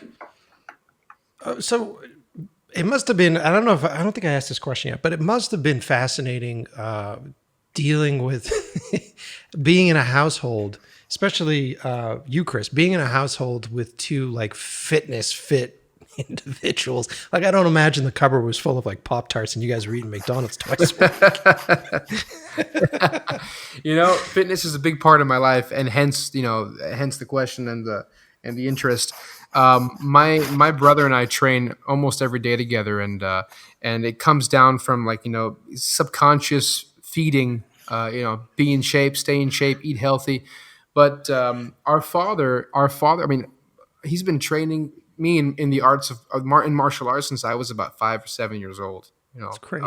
It's crazy. Now in our recent years, our last 10, 15 years, I haven't literally sparred with him the way I used to when I was younger.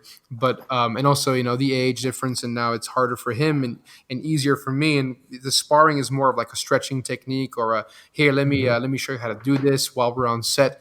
We don't consistently train together like we used to. But the good thing is he fed us the foundation. And with my mother, Gladys Portuguese, who was a professional bodybuilder in the mid 80s, and actually had a very successful career before our father's career. She chose to stop her career to be a stay-at-home mom, and raised 2 kids, my sister and I. And now Nic's mother actually is an athlete herself. She's rodeo champion riding horses, and I don't know the exact term. Nic can tell you, but I mean, amazing athlete as well, and an amazing horse whisperer. The way she talks to horses and animals is unbelievable. Her whole house is she has goats, fucking yeah, it's like a zoo. birds. I go back there. It's crazy. It's beautiful. But no, she's a barrel racer for rodeos. But she's been like there's like this national pro rodeo that happens in Vegas. Wow. But it's she's made it to that, but she's like broken her fingers and arms and got a plate in her neck and everything. But she loves horses, so she breeds them now. Like wins a few races, like big ones, and then tries to sell them off. Just a little side thing, but it's really cool. That's I'm proud of crazy. her for that. And then Mama G is what I call her.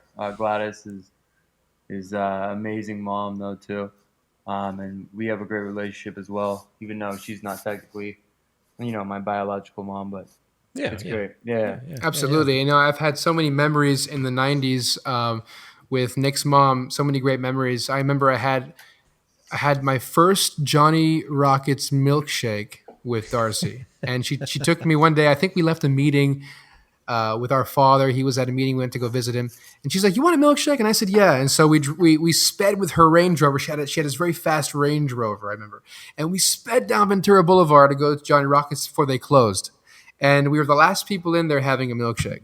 And it was a cool memory. I told my brother about it recently. It's just awesome little memories like that I remember as a kid. But our moms, besides our dad being in the picture, our moms really raised us. Our moms really raised us well, and my grandparents raised me well, and the kids also. But I was very close to them. But our moms played a big role in our lives, and it's a whole different. It's a whole different story and point of view, but you got the under Jean-Claude Van Damme side, and you got the under Gladys Portuguese and Darcy Lapierre side, and the meshed opinions of those two worlds based on what we've seen as kids, and the hard times and the positive times. It's a very interesting weave. It's like carbon fiber. It's very resilient. Yeah. Well, dude, you can tell. Honestly, to be completely candid, you can tell because you don't sound like a piece of shit. Thank you, man. It's 100% true. Like we live in a time period. We live in a time period where the quote unquote the normies, the people on the outside that are looking in, the ones that sort of put the Kardashians on a pedestal and all these different celebrity families on a pedestal, and we, to a certain extent, kind of celebrate assholes. You know what I mean? Like there's a part of it that's there. It's nuts. It's really nuts. And then so to have this conversation with you guys, because the formula is there for that. It just seems from the outside to be like, okay, so these guys are Jean-Claude Van Damme's kids and, silver spoon lifestyle, that whole kind of thing. But it's instantaneous. Like as soon as I had this conversation with you prior to the show, I was just like, okay, these guys are down to earth. These guys are dudes that oh, thanks. That's nice to hear. Yeah, we'd be drinking beers and hanging out and talking. Oh, we'd shit, definitely be drinking beers and hanging out. Are you kidding me? Yeah, we'll figure out a way. Don't worry. But it's really it's a great surprise. B, it's really nice to hear, and it's just been a pure pleasure. And I'm not ending the show right now. I'm coming back to that point. Is that thank you, Mike. It's a pleasure to know that you guys are not the norm when it comes to that. And I think that because I just moved out here to California a year ago, like right before COVID, because I grew up in Boston, East Coast kid. So cool. You can probably tell by my candor. I love it. Yeah, it's kind of no bullshit. But, yeah, sure. That's great. But coming from the East Coast and being that it took me forever to do the LA move because I had a good thing going there. And I always thought that I didn't need to be here. And I thought it was an important thing. And I learned my lesson. I knew that some of this is necessary, but I was always afraid to do that move because everything I had heard is like California's fake and everybody's fucking fake. And there's the whole California lifestyle and then the disparity of wealth and people that grew up around wealth and how they end up being. And it's been fascinating actually, because a lot of that isn't true, which is interesting. And it's difficult because we set these rules as people, we set these boundaries or we set these definitions as a safety net. And you sort of sit there and you go, okay, so when I come out here, I just got to be prepared because a lot of these people aren't going to be genuine. A lot of these people aren't going to be real. Yeah. You got to watch out for that. No, that's true. Yeah, it's sorry, go ahead, Mike. No. Totally, man. You're the guest. So no. Please continue. You're on a roll. I don't want to step over your toes. It's all good. Well, no, I was just gonna say that it's consistently proving itself wrong, and it's fascinating and it's exciting to see it that way, because then I don't have to live under that stereotype that was created for me, which it's so true, man. It's like, you think they say, you don't want to meet your heroes, which is not always true.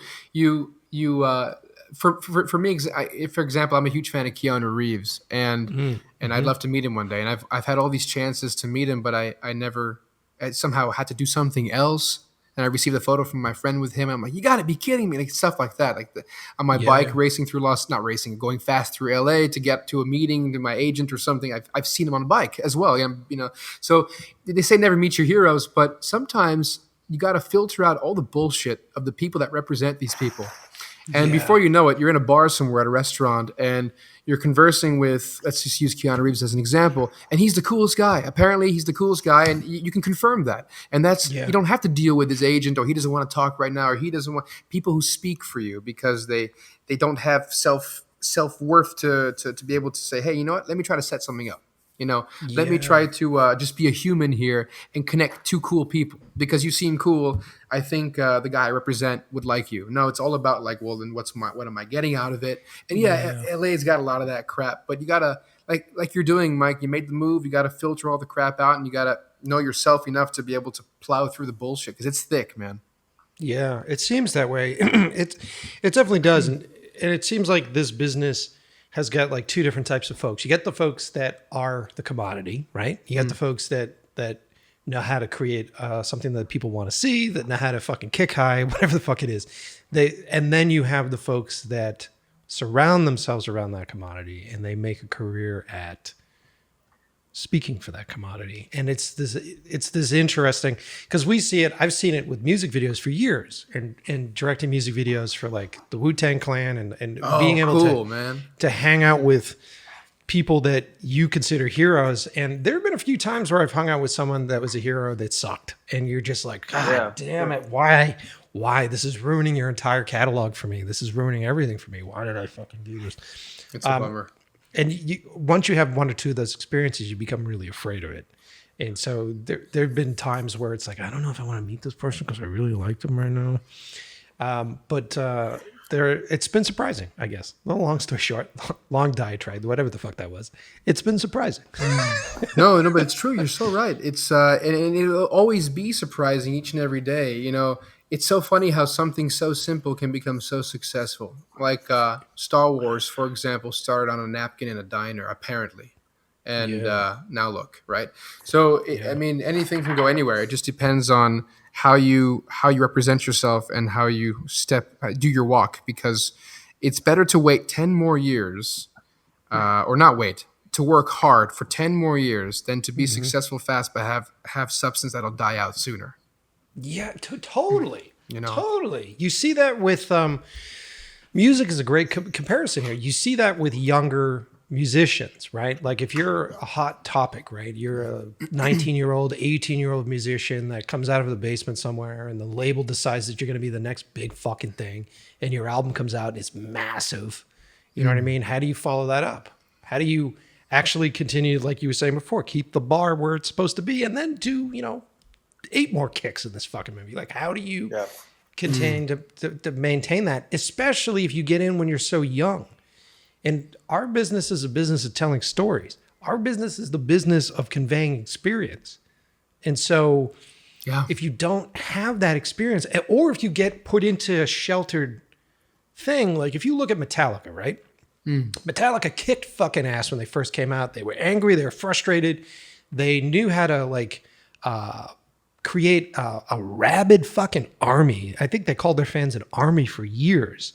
And it was all built upon that urgency that need to be successful, that need to tell their story, to build it on their own and to make this thing happen. And their music, Ride the Lightning and Master of Puppets, you get all the way to the Black Album, and it's just, you feel it. You're like, this is so fucking good. And it speaks to you because they're taking all the raw emotions that they're processing and the raw creativity and that raw excitement, and they're cramming it into an album, right? Then you cross that threshold where you start listening to them and it's like, these guys are driving around in Range Rovers now. These guys are dropping their daughters off at school. Yeah. You know what I mean? And so then you start to hear it in the albums after that. And you're like, okay, so you guys just in this sheltered bubble right now that isn't allowing you to have these experiences because the average Joe citizen doesn't want to know about, how you had to call fucking someone to fix your fucking flat tire on a fucking Range Rover. I do. I want to know. I'll help him. But it's fascinating, and I don't know whether the story conveyed it correctly, but no, I know exactly what you're talking about. It's an interesting. It's the way things just grow, man. It's the way they're born, and all that passion in the beginning, and then you launch. Now you're in space, and things seem to be moving slow, but they're moving really fast, picking up speed. And then as soon as you hit another atmosphere, things slow down again, get real. It's it really is just, it's the process of the beast. And here's what it is. It's like you look at Quentin Tarantino, and the guy is so original. My brother and I love Quentin Tarantino, and we love the Coen brothers a lot. We actually have a lot of we like to study their stuff because we're brothers, and we like to see how brothers think with brothers, and how to depict a story with two minds. And let's just say one camera, because it looks always like it's one camera, but it never is. But the originality these people have, they never change. They're always themselves, and they own it, man. And Tarantino crosses the line in almost every movie, and who gives a fuck if you cross the line? I love crossing the line if it looks good and makes sense emotionally. Fine, why not?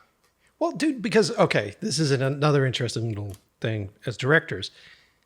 There's the language of cinema. And I talk about this on the show all the time. The language of cinema, meaning that the audience has seen things in the past and they associate specific emotions to those things, right? So based upon what 100 plus years of history has had, if you look at a shot with a 50 millimeter lens, it means something emotionally first.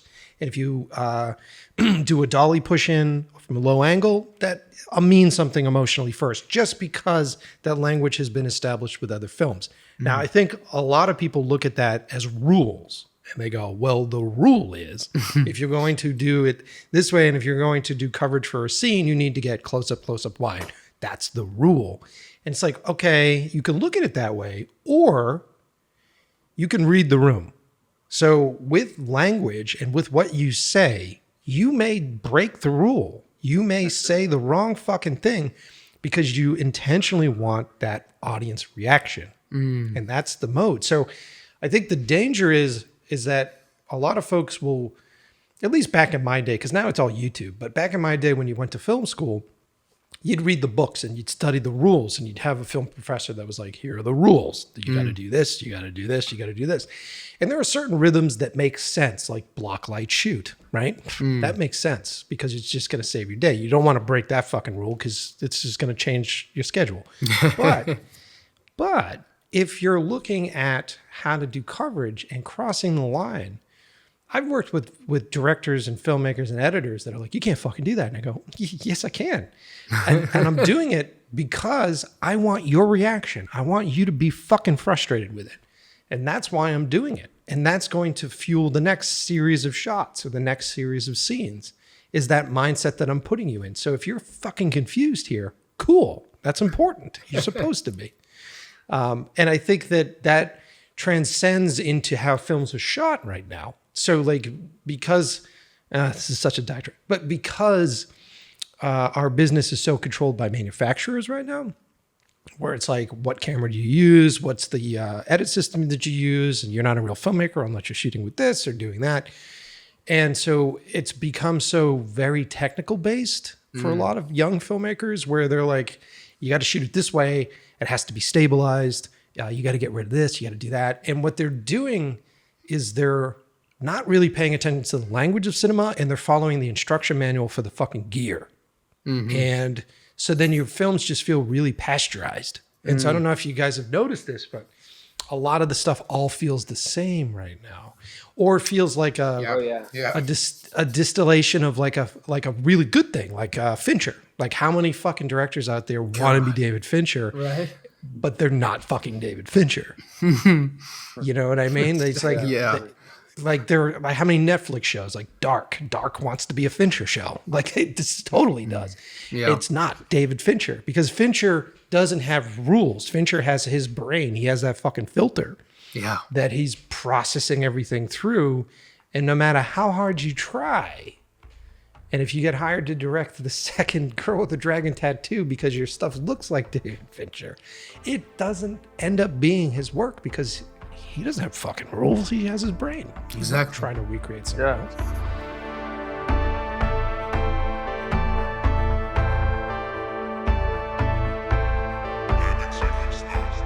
All right, so we're back from a piss break and getting some technical shit taken care of, and we're back in. In school, they used to call names, and kids would say present, and the teacher and the students had this thing against me. My name's Chris with a K, so they would say Christina, and then they'd wait because I wouldn't reply. Like, Christina, and I'd be like, yeah, I'm not replying to you. Christina, yeah, I'm present, and everybody would get a shit ton of laughing out of it. Then I learned martial arts, and they all stopped. That's hysterical.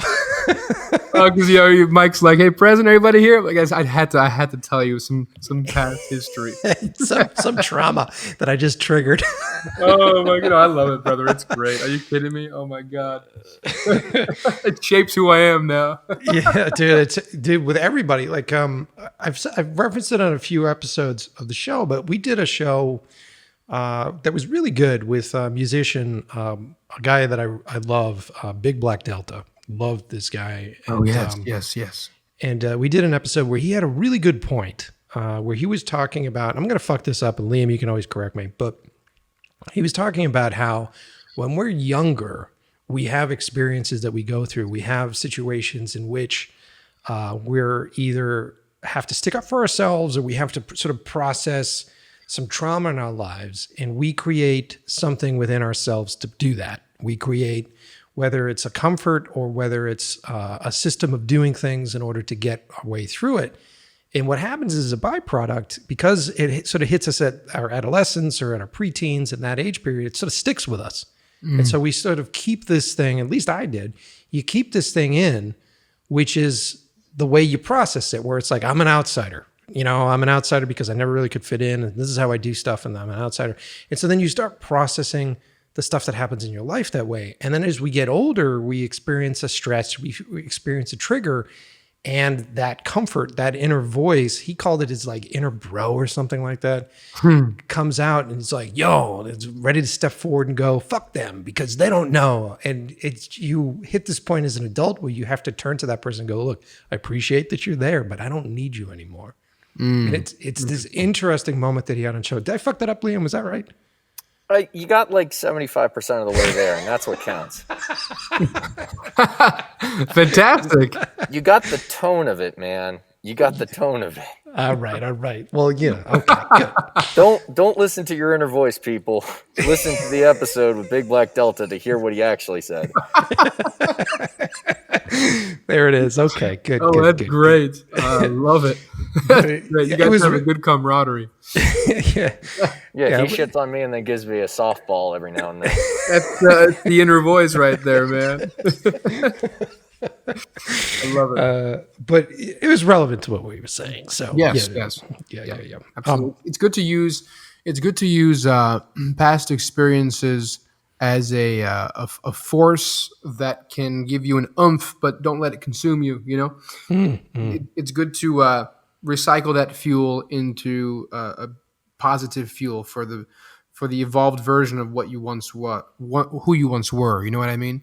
Yeah. You could take it and shape it. It's like clay, and then you could make the weapon you need in order to defeat that boss of that level. whatever it is. As geeks, if we're all here, I was just gonna say that is how I expect the son of Jean-Claude Van Damme to to beat that boss. I just imagine that when you were a kid, your dad would just come in and tell you stories like, if you're gonna beat the boss to this level. I got a story. I got a story for you. You actually just I got a good story for you guys. You're gonna love it. Okay. So my father, when we were young, he used to love to scare us. Like, he used to love to just hide in the hallway at night and just scare us. And you're a fan of horror films, right, Mike? Mm-hmm. You're gonna love this. It was one night. I think it was around when Friday the 13th came out in the 90s. Was that the first one or the second one? I think it was the first one. Okay. I can't remember exactly, but it was around that time. Sleepy Hollow had come out as well. Tim Burton's. And so as a younger kid, I was a bit terrified. I saw everything in double, and your mind is pure, and you see everything for what it is, and the colors are brighter.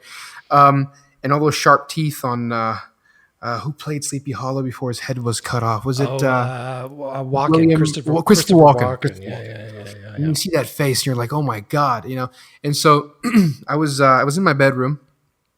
And it was 10:30, 11, but for past curfew, all that jazz, that strict stuff. And I'm waiting to go to sleep, and my sister and I had this Jack and Jill set up room where she had her room, we'd share the bathroom, 2 sinks, and then it'd be my room, and then the hallway out of my room would connect to the hallway out of the front door of her room. So my father found a way to sneak in through her room, get into the Jack and Jill setup, the connecting bathroom, and leave the doors slightly open, and I'd wake up to that, the door, creaking open. And I'd say, hello, and there would be no response. And then I would look, and your eyes would start to adapt to the lighting, because I just turned off the lights. So things are still pitch black, and eventually things start to adapt. And so I see something looking at me through the door, and I see it move, and I'm trying to call out from my mother. I'm not even thinking about my father. I'm trying to call out from my mother at this point, and I can't even get M and O out. And all of a sudden, the front door to my room just creaks open. Both had a creak. Fantastic. Unfortunately for me, both had a really creepy creak.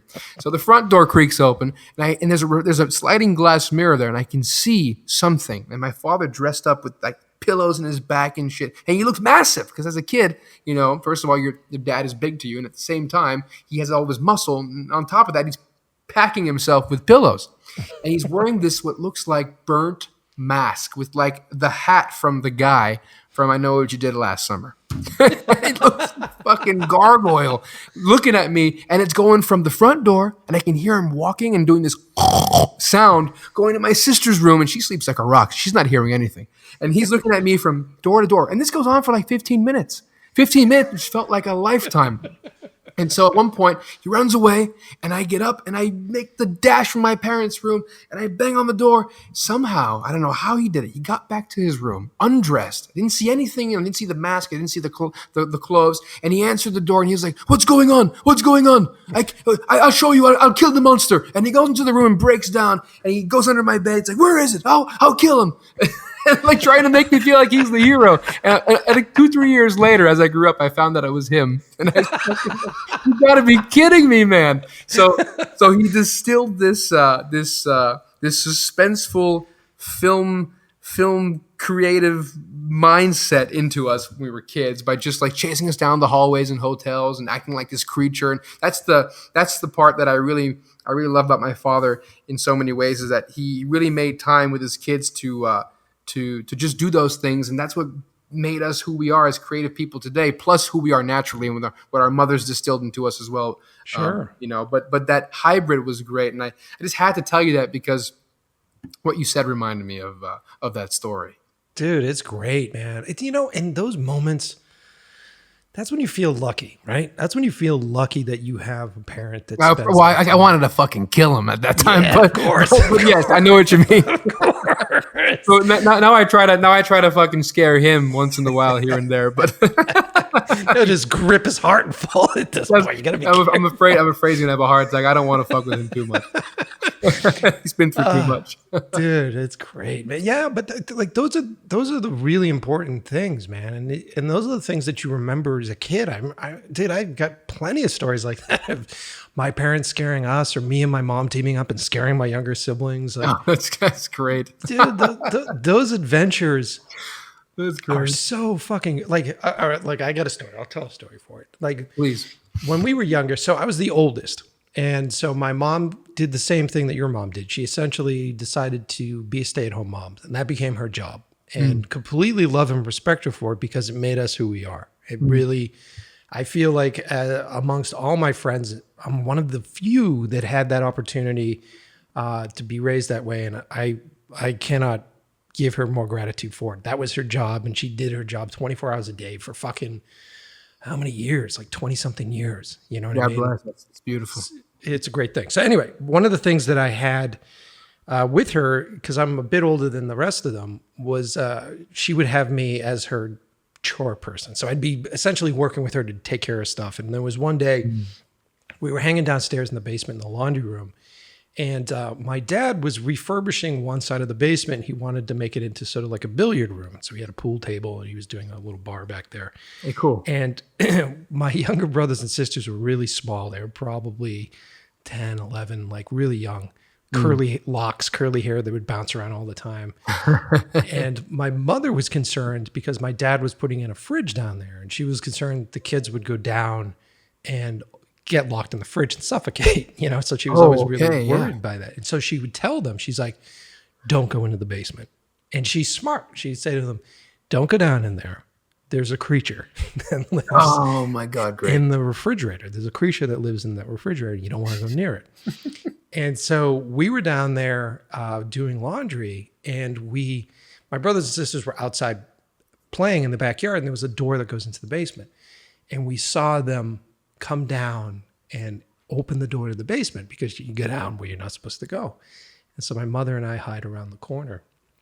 And and we watch these two little heads, these two little curly locked heads just sort of bouncing past the billiard table, and they go back around the back end of the bar. And we see the light from the refrigerator. They open the refrigerator, and my mother looks at me, and she's standing there, and there was construction equipment all over the place because they were working. And there's this giant wet and dry vac that's right there. And so as the kids open the refrigerator door, she turns on the wet and dry vac. Love it. And so the two of them scream on the top of their lungs, and they come bolting, and they run right by us. They don't even see us. It's pure fear. Great. Pure fear. Run all the way upstairs, and they're up banging on the door upstairs to let them in. And my mother and I are laughing so hard, and we climb the stairs. And she's like, get control of yourself. Get control of yourself. And she goes and she opens the back door, and my brother and sister, like tears in their eyes, like red face, tears in their eyes, crying their eyes out. And they're like, oh my God. My mother opens the door and she looks at him. She goes, you went down there, didn't you? And they go, oh yes, I did. And they go, she goes, did you open the fridge? And they go, yeah. And she goes, you let it out. Oh my God. But it's smart though. That's smart. I love it. And now we have to defend ourselves. But the byproduct is that she had built a playroom down there for the kids. So once the construction was done, they never wanted Oh shit, no way. Yeah. Was it just this abandoned playing field and he turned into something else after? Yeah. Basically, he was just like, get downstairs. No, we don't want to get on there. It was that move all the time. Oh my God. But hey, man, you know, that's great timing. Fantastic timing. That's all. I love that stuff, man. When it just happens that way. Dude, it makes sense why I'm a horror movie director. Really. Oh, 100%. You know, I wanted to talk to you about some stuff in the suspense build up in a scene when someone is going into a room or you know, there was one film you might know this more than me. I do not remember. Someone, I think it was a DP who told me this. My father works with a DP, Doug Milsom. Do you know who Doug Milsom is? I know of. The name is very familiar. I could look it up. He shot Full Metal Jacket. Okay. Worked with Kubrick many years. Yeah. Eyes Wide Shut. Very, very excellent DP, amazing guy, and what stories he's got, that guy. But he told me about a movie that he absolutely loved in the 50s, and it was a horror film, black and white film, where the camera never cut into the room that the people were about to open the door of. The camera would stay behind the people, and he said the way it was shot was it was like Alfred Hitchcock meets. I forget exactly. I wonder what movie it is. It's like in a house, and these people are locked in this house, I believe, and they're trying to find their way out, and they're going through different rooms. So perhaps the premise helped, the way they shot it helped that premise, the story, right? What's behind door number 1, 2, and 3? And the camera would never cut into the room as the door opens. The camera would stay over the shoulder, and the door would open, and they'd step inside. And once they were in the space, the audience could then freely float around the space as the camera cut into the space. So it was a really cool way. And he showed me some scenes from it. This was he told me about this back in 2000, I think, in 12 or 13. And when he showed me clips of the movie, I said to myself, my God, this is timeless shooting. The way they shot it. You put this in a 4K or HD and put a film grain on it, and you got yourself a classic 80s horror movie, but with this twist, this approach. And I thought you might get a kick out of it. I wish I got the title, but it's cool because when I watched it, I noticed something, Mike. I noticed that I was so terrified. I did not want them to open that door. I did not want to cut into that room, and yet I wanted to. But I was so happy that I felt protected behind the actor. It was like he was my first wave of defense. And so as a horror director, I think you might appreciate that film. You should check it out. I'll find the name for you. I got to look it up. Tell me. I got to find the name. I'm going to message Doug and see what the name was and look it up on YouTube. It's a 50s horror movie. The camera never cuts into the room. It's really cool. I forgot who directed it too. It must have been Well, you have me fucking curious, my man. So. Yeah, it's right up your alley. You might appreciate. You can even apply that to a. Who knows? Because if the director wasn't as well renowned as he was, but the film was very interesting, could have been a one-hit wonder for its time. Yeah. No, sounds fascinating, man. Yeah, the art of suspense is such a wild craft, and it's. There are all sorts of little bits about each genre that are very sort of interesting, and like comedy, like how do you get a good comedic performance, and what is the pacing for comedy, and how are you pacing out when the audience is going to laugh and when the person says the next thing. Like there's all sorts of interesting aspects of that. And it's the same thing with horror and suspense. And for me, I'm a big fan of suspense, and I think suspenseful movies are scarier than, let's say, gory body count kind of. I agree 1,000%. Yeah. Yeah. So like the art of suspense is interesting. And for years I studied Hitchcock because he's the legend.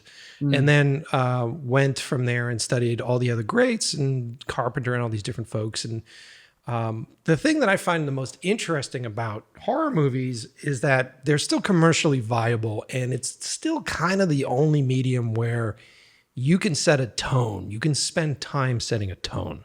And in that tone building, you sort of set the rules for your suspense. Like you said, like not cutting into the room, letting the actors go into the room. That's the rules that that director set for that tone, which is fascinating. Right. But I'm consistently and will continue to be a student of this. It's, how do you... The horror genre is one of the hardest genres. Yeah, dude, it very difficult. It's very difficult. Like for the Who's There short, and I know I sent you that stuff. Yes. For Who's There, it was a difficult thing to cut because when you're shooting it, it's the most boring shit. It's like someone walking down a hallway and, shot of their foot, shot of their hand, reaching for the doorknob. Yeah, but in your mind, it's not boring. That's it's coming. Yeah. Yeah, but then when I'm editing it, I have to edit with sound. So I have to sound design it while I'm editing it because you can't tell the pacing. You can't tell the suspense until you're adding all those different elements. It's a fucking crazy and fun kind of thing to play with. And dude, I love it. Like I can't wait for these projects to kick off because there are so many different theories that I have on suspense and theories on how I can draw people into certain aspects of it that you really can't fucking put into play until you're making the movie. So yes, my favorite part about Who's There was my favorite part in that entire short. Okay. Was and just so you know this was when the girl, I think was it yes when the wife was it Donna the wife was walking on the upstairs hallway. Or sorry, it was when the blonde girl came out of the bedroom, I believe. Oh, in the upstairs after when she was behind the chair? Yes, after that part, and you're hearing what is going on in the bathroom. Yes. That sound design, that creak or crunch or fold of whatever was happening before she went into that cabinet. And then when you cut there and you see just her hair getting sucked in, like that moment, right as the camera went from the door back to the bedroom, that sound design, I forgot the exact time code, but that moment's where I was like, okay, that's great. I love that. That's great. Yeah. Good.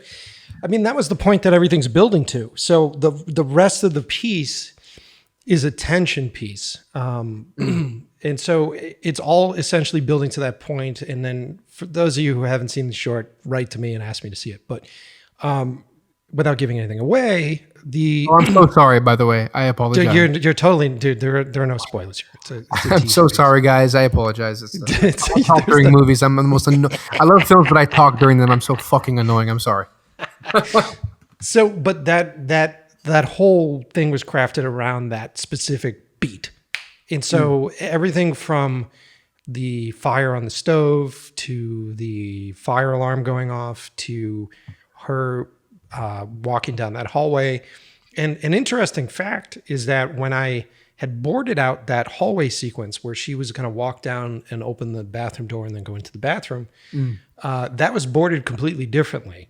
And what had happened was we shot the coverage of the girl, Maggie. She's phenomenal. She changed everything when we cast her. Maggie, the babysitter, behind the chair. And that putting her behind the chair was something that me and the production designer just improv'd because we liked that look. And we're like, what if she's behind this chair? And it worked out really well. Oh, yeah. And then we shot her performance, which is phenomenal there. And then we shot the reversal of it. We shot the mom in the hallway.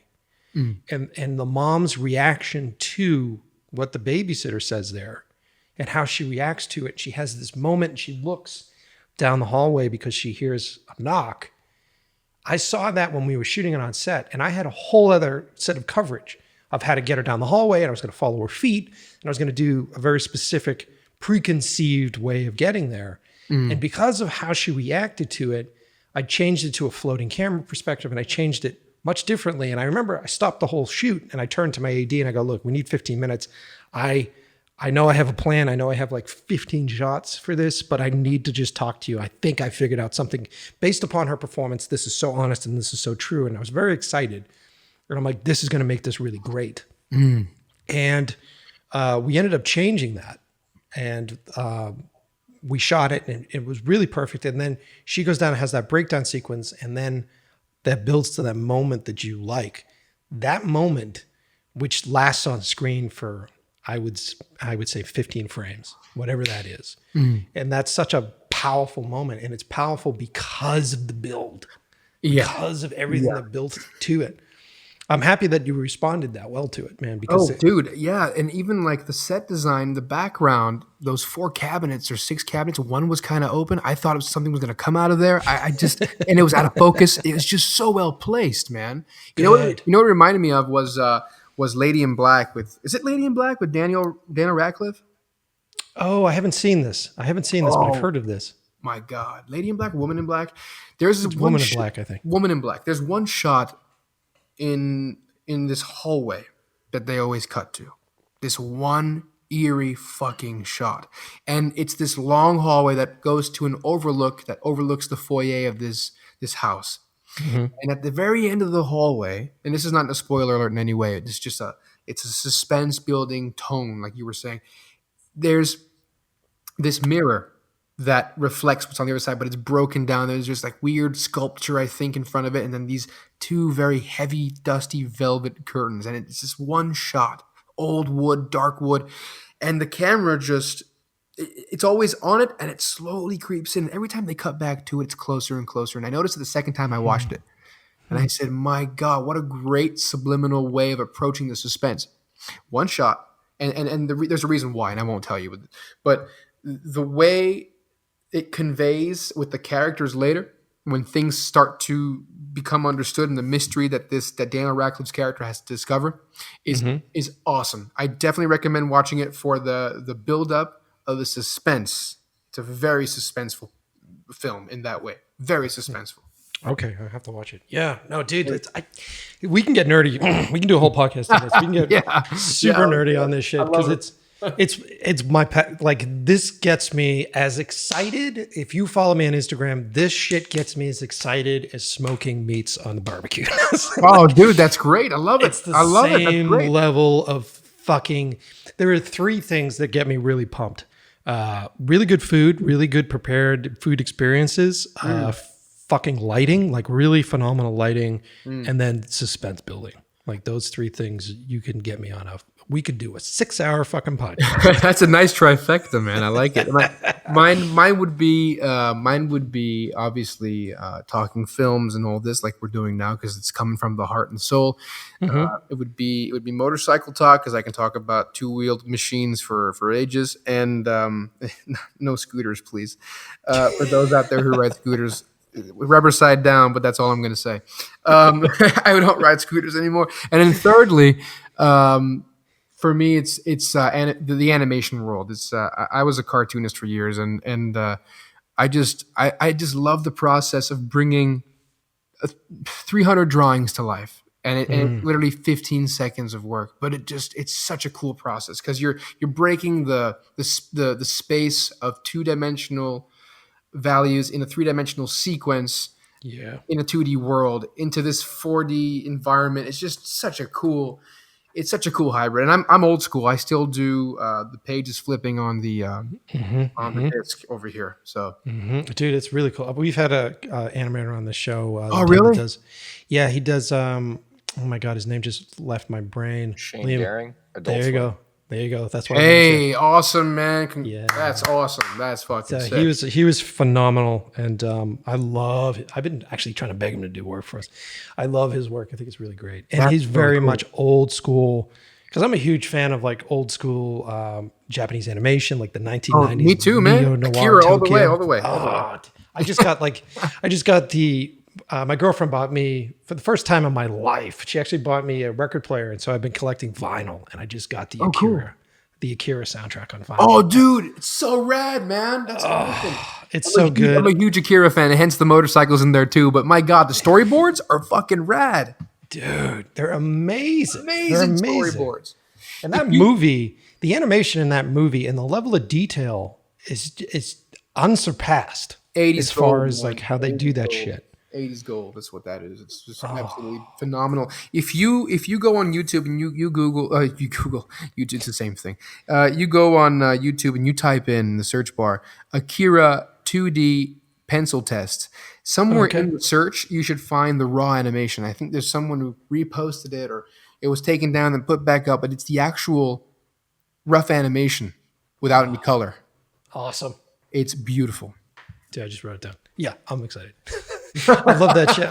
Akira is one of my favorite. I hope they do that movie, but I hope that if they ever do it with Joseph Gordon-Levitt, like Christopher Nolan said he would, I hope it turns out good. I really do, because yeah, dude. I had a text in here. I don't know how much I'm allowed to say. He's a listener of the show. He was also on the show, my buddy Stu. He just said that he went to an event, an industry event, and they saw footage that they were testing for that. And he was saying that it looks fucking awesome. Oh, that's so good. Okay, that's such a relief, man. Yeah, I think they're using some of the techniques that they use for Mandalorian. I think they're using a lot of that. Oh, really? Like those live action backgrounds? Like that's like, dude. Oh my God. I'm sorry. I'm nerding out with you guys. This is fucking sick. Yeah. Thank you for that, by the way. That's just dude, I just literally got the text. I don't know if I'm supposed to say it, but I did. Sorry. It's okay. It's between us. I won't repeat it. Yeah, between all of us.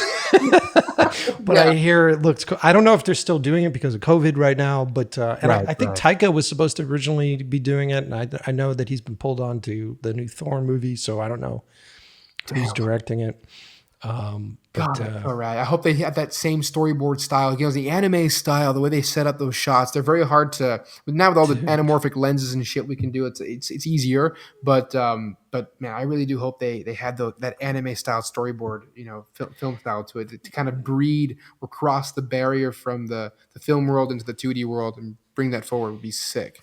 Yeah, dude. Honestly, I think Taika's a good choice, but I really want a good visualist. I want a good visual director to take that on. I want someone that has a good concept on lens selection. I want someone that knows how to create that stuff. Because one of the things that I find fascinating about that specific time period for Japanese animation was that the animators were kind of trying to replicate what lenses did, but the benefit of animating is that you don't have to stick to the rules that lenses have in real life. Yes. And so you get this extreme warping that changes into something else that is virtually impossible to shoot because the optics don't exist for it. Yeah. And so you end up having like those lines, that style that come from animating that would be very hard to replicate. I think the closest thing I've seen to it, honestly, would probably be in Matrix 1. And there was like a bunch of stuff in Matrix 1, like when Trinity puts the gun up to, what's his name, Agent Smith's head, and that specific lens choice and the warping of the gun and the warping of her arm was very reminiscent of Japanese animation from that time period. That whole helicopter sequence when he's hanging out of the helicopter and he's holding onto her hand and there's a reversal shot that is also warped that way. Like Bill Pope shot that stuff. We were trying to get him on the show, right, Liam? We got to try to get him. Yeah. Yes. We got to try to get him on the undercover, show. Fancy, in love with the process stuff. Yes, we are currently in talks to get him. Yeah. That's rad. I hope you guys do. That would be so cool for you guys. Yeah, because he'd be a guy to talk to about that. Yeah, he'd be a dude to talk to about that shit. 100%. I'm doing a project with a friend of mine in Australia. He's been working on this. It's called the Crusader Condition. His name is Andrew Graham. He's a young director, very talented. And he's been developing this project for like 8-9 years now. I've known him, and he just does not want to give up on it. And I love that about him. But the storyboard, he's working with the guy who storyboarded Empire Strikes Back.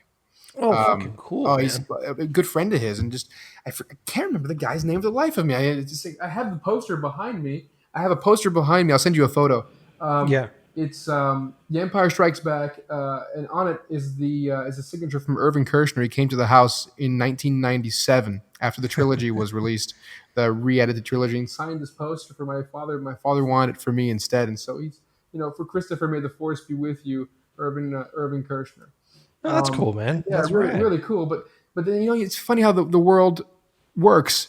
So many years later, 20-something years later, I'm working with a director who happens to be good friends with the storyboard artist on that project, and that guy is just a legend. I mean, the shots, in front of the windows in Cloud City, investment is just unbelievable. That's the thing about like Lucas's camp and now Disney, but that camp has the best concept artists and storyboard artists. Yeah, they really do. And you look at that storyboard work, like watching the Mandalorian show, they would put the storyboards as their end credits. Yeah. And the storyboard, you just look at it, you go, fuck. Yeah. Is there a way to get those boards closer? And I think that's what I was thinking the same, man. Yeah, dude. James Cameron does a really good job with it. Like Avatar was really close to his boards. There's a few directors out there that do like a really fucking good job of taking that. Like Rodriguez did it pretty good with the Alita too. Taking that style, that anime style, and really figuring out how lenses could capture it the right way to give you that same vibe. Like I'm a huge Ghost in the Shell fan, and that was well shot. Dude, but I wanted to love that movie even more. I really did. Dude, we can get nerdy. Hayao Miyazaki, Studio Ghibli in Japan. They or Ghibli, however you want to say it. They I think he's got to be 90. He's in his 90s now, and he hand colors watercolor. He watercolors every panel of his storyboards himself in his house in Tokyo. Fucking awesome. I mean, it takes him probably 6 months, but wow, man. Well, dude, I don't have that brain capacity. I don't have that ability to have that concentration where it's like, I'm going to do this identical for like you gotta 15 frames, 16 like, frames. Dude, I just can't, like, I'd hit a point where I go, okay, someone give me a gun. Like, just be done. Bullet holes through all the storyboards. Give me a katana. I'm gonna cut them all in half.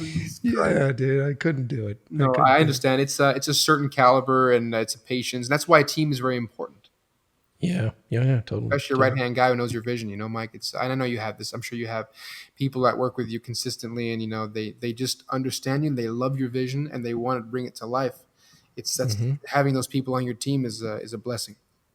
I'm not going to say who it is because there's currently a drinking game surrounding, like, every time I mention a specific name on the show. I love it. So I'm not going to, no drinks this episode. I'm one space away from my In Love with the Process bingo card being filled out. Yeah, I'm not giving it to you. Not on the show. All right. Well, look. This has been a killer episode. We're cranking on almost 2 hours. So I think we're good. Okay.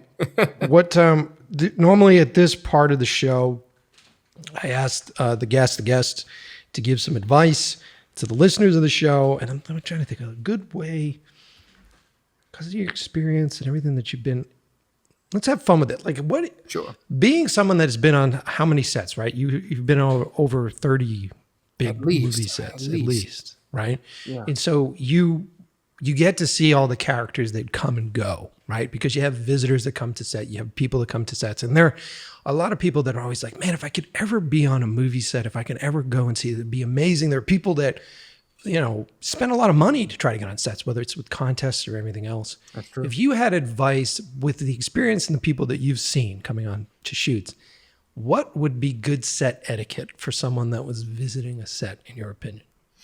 I would stay away from all the cross traffic. I would not try to be that creep behind Video Village, because there's always one guy going, "Hey, who are you? What are you doing?" I would just I would hang out with a catering when people go for their lunch.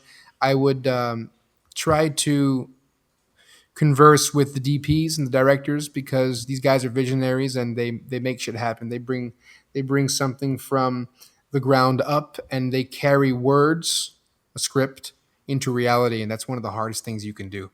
But a movie set, if you don't have any patience, then it's not for you. It's a place that every step you make, every thought you think, it's vital to the project, because everybody's focused and on a time schedule and driven, but everybody's an artist and is part of this process together as a unit. Even if everybody's individual, to a certain extent, they're still on a certain time zone that they're respecting as artists to get the image across, from the grip department to the directors to the actors. It's a well-oiled machine based on love for film. So if you don't have that, then I don't think a movie set would interest you. But if it does, then by all means, whenever you can get on a set, just open your ears, ask questions when people are eating lunch or on a break, not during. I've been on both sides of that sword, and no way, shape, or form is it personal. It's just people are focused, and making movies is one of the coolest things to do in our modern day, and will always be a timeless venture, because telling stories is what we're here to do.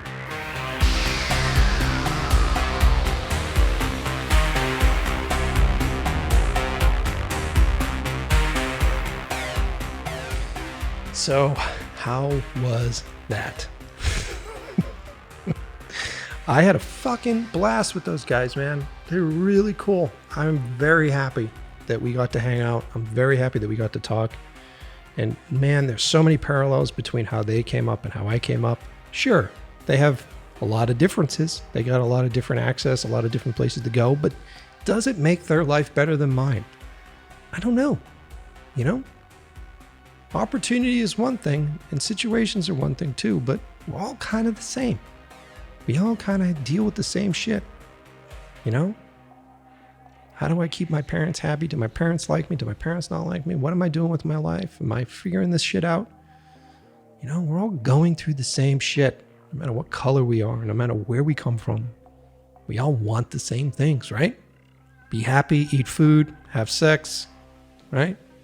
Live a good life before we fucking drop, right? That's the deal. So I love this episode. It's one of my favorites. I think it's one of the best of the show. And I hope you guys liked it as much as I did. And thank you, as always, for supporting the show. Big shout outs to everybody who continues to support the show, all our sponsors. Make sure you click the links below. Make sure you give a shout out to Liam. Liam was phoning in this episode. I don't know if it made it into the edit, but he was phoning in this episode on his cross-country trip. He has been traveling across the country with cardboard cutouts from Lord of the Rings. I am not kidding. That is not a fucking joke. Follow him on Instagram. He'll put his link below. Follow him on Instagram and see what I'm talking about. He has Frodo in the back seat of his car wearing a mask, guys. So it's definitely worth checking out. And as always, thanks to the amazing Code Electro. And with my current obsession with vinyls, I actually got to pull out some of the vinyls that he sent me. He has amazing vinyls for his stuff. And if you love the music on this show and you want to show some support to the guy who builds the tone for the show, go check him out. Go check out Code Electro. I think it's codeelectro.com. We'll put a link below, Liam. Get the link for that. Check him out. Buy one of his vinyls. They're fucking amazing. If he has any left, buy one of his vinyls. They're phenomenal. And the music is great. You guys hear a lot of it on the show. I love him. I have nothing but great things to say about him. Thank you so much for letting us use your music on the show. And thank you, everybody at home, for listening. We try to please. I hope this episode did. And as always, I will see you next Tuesday.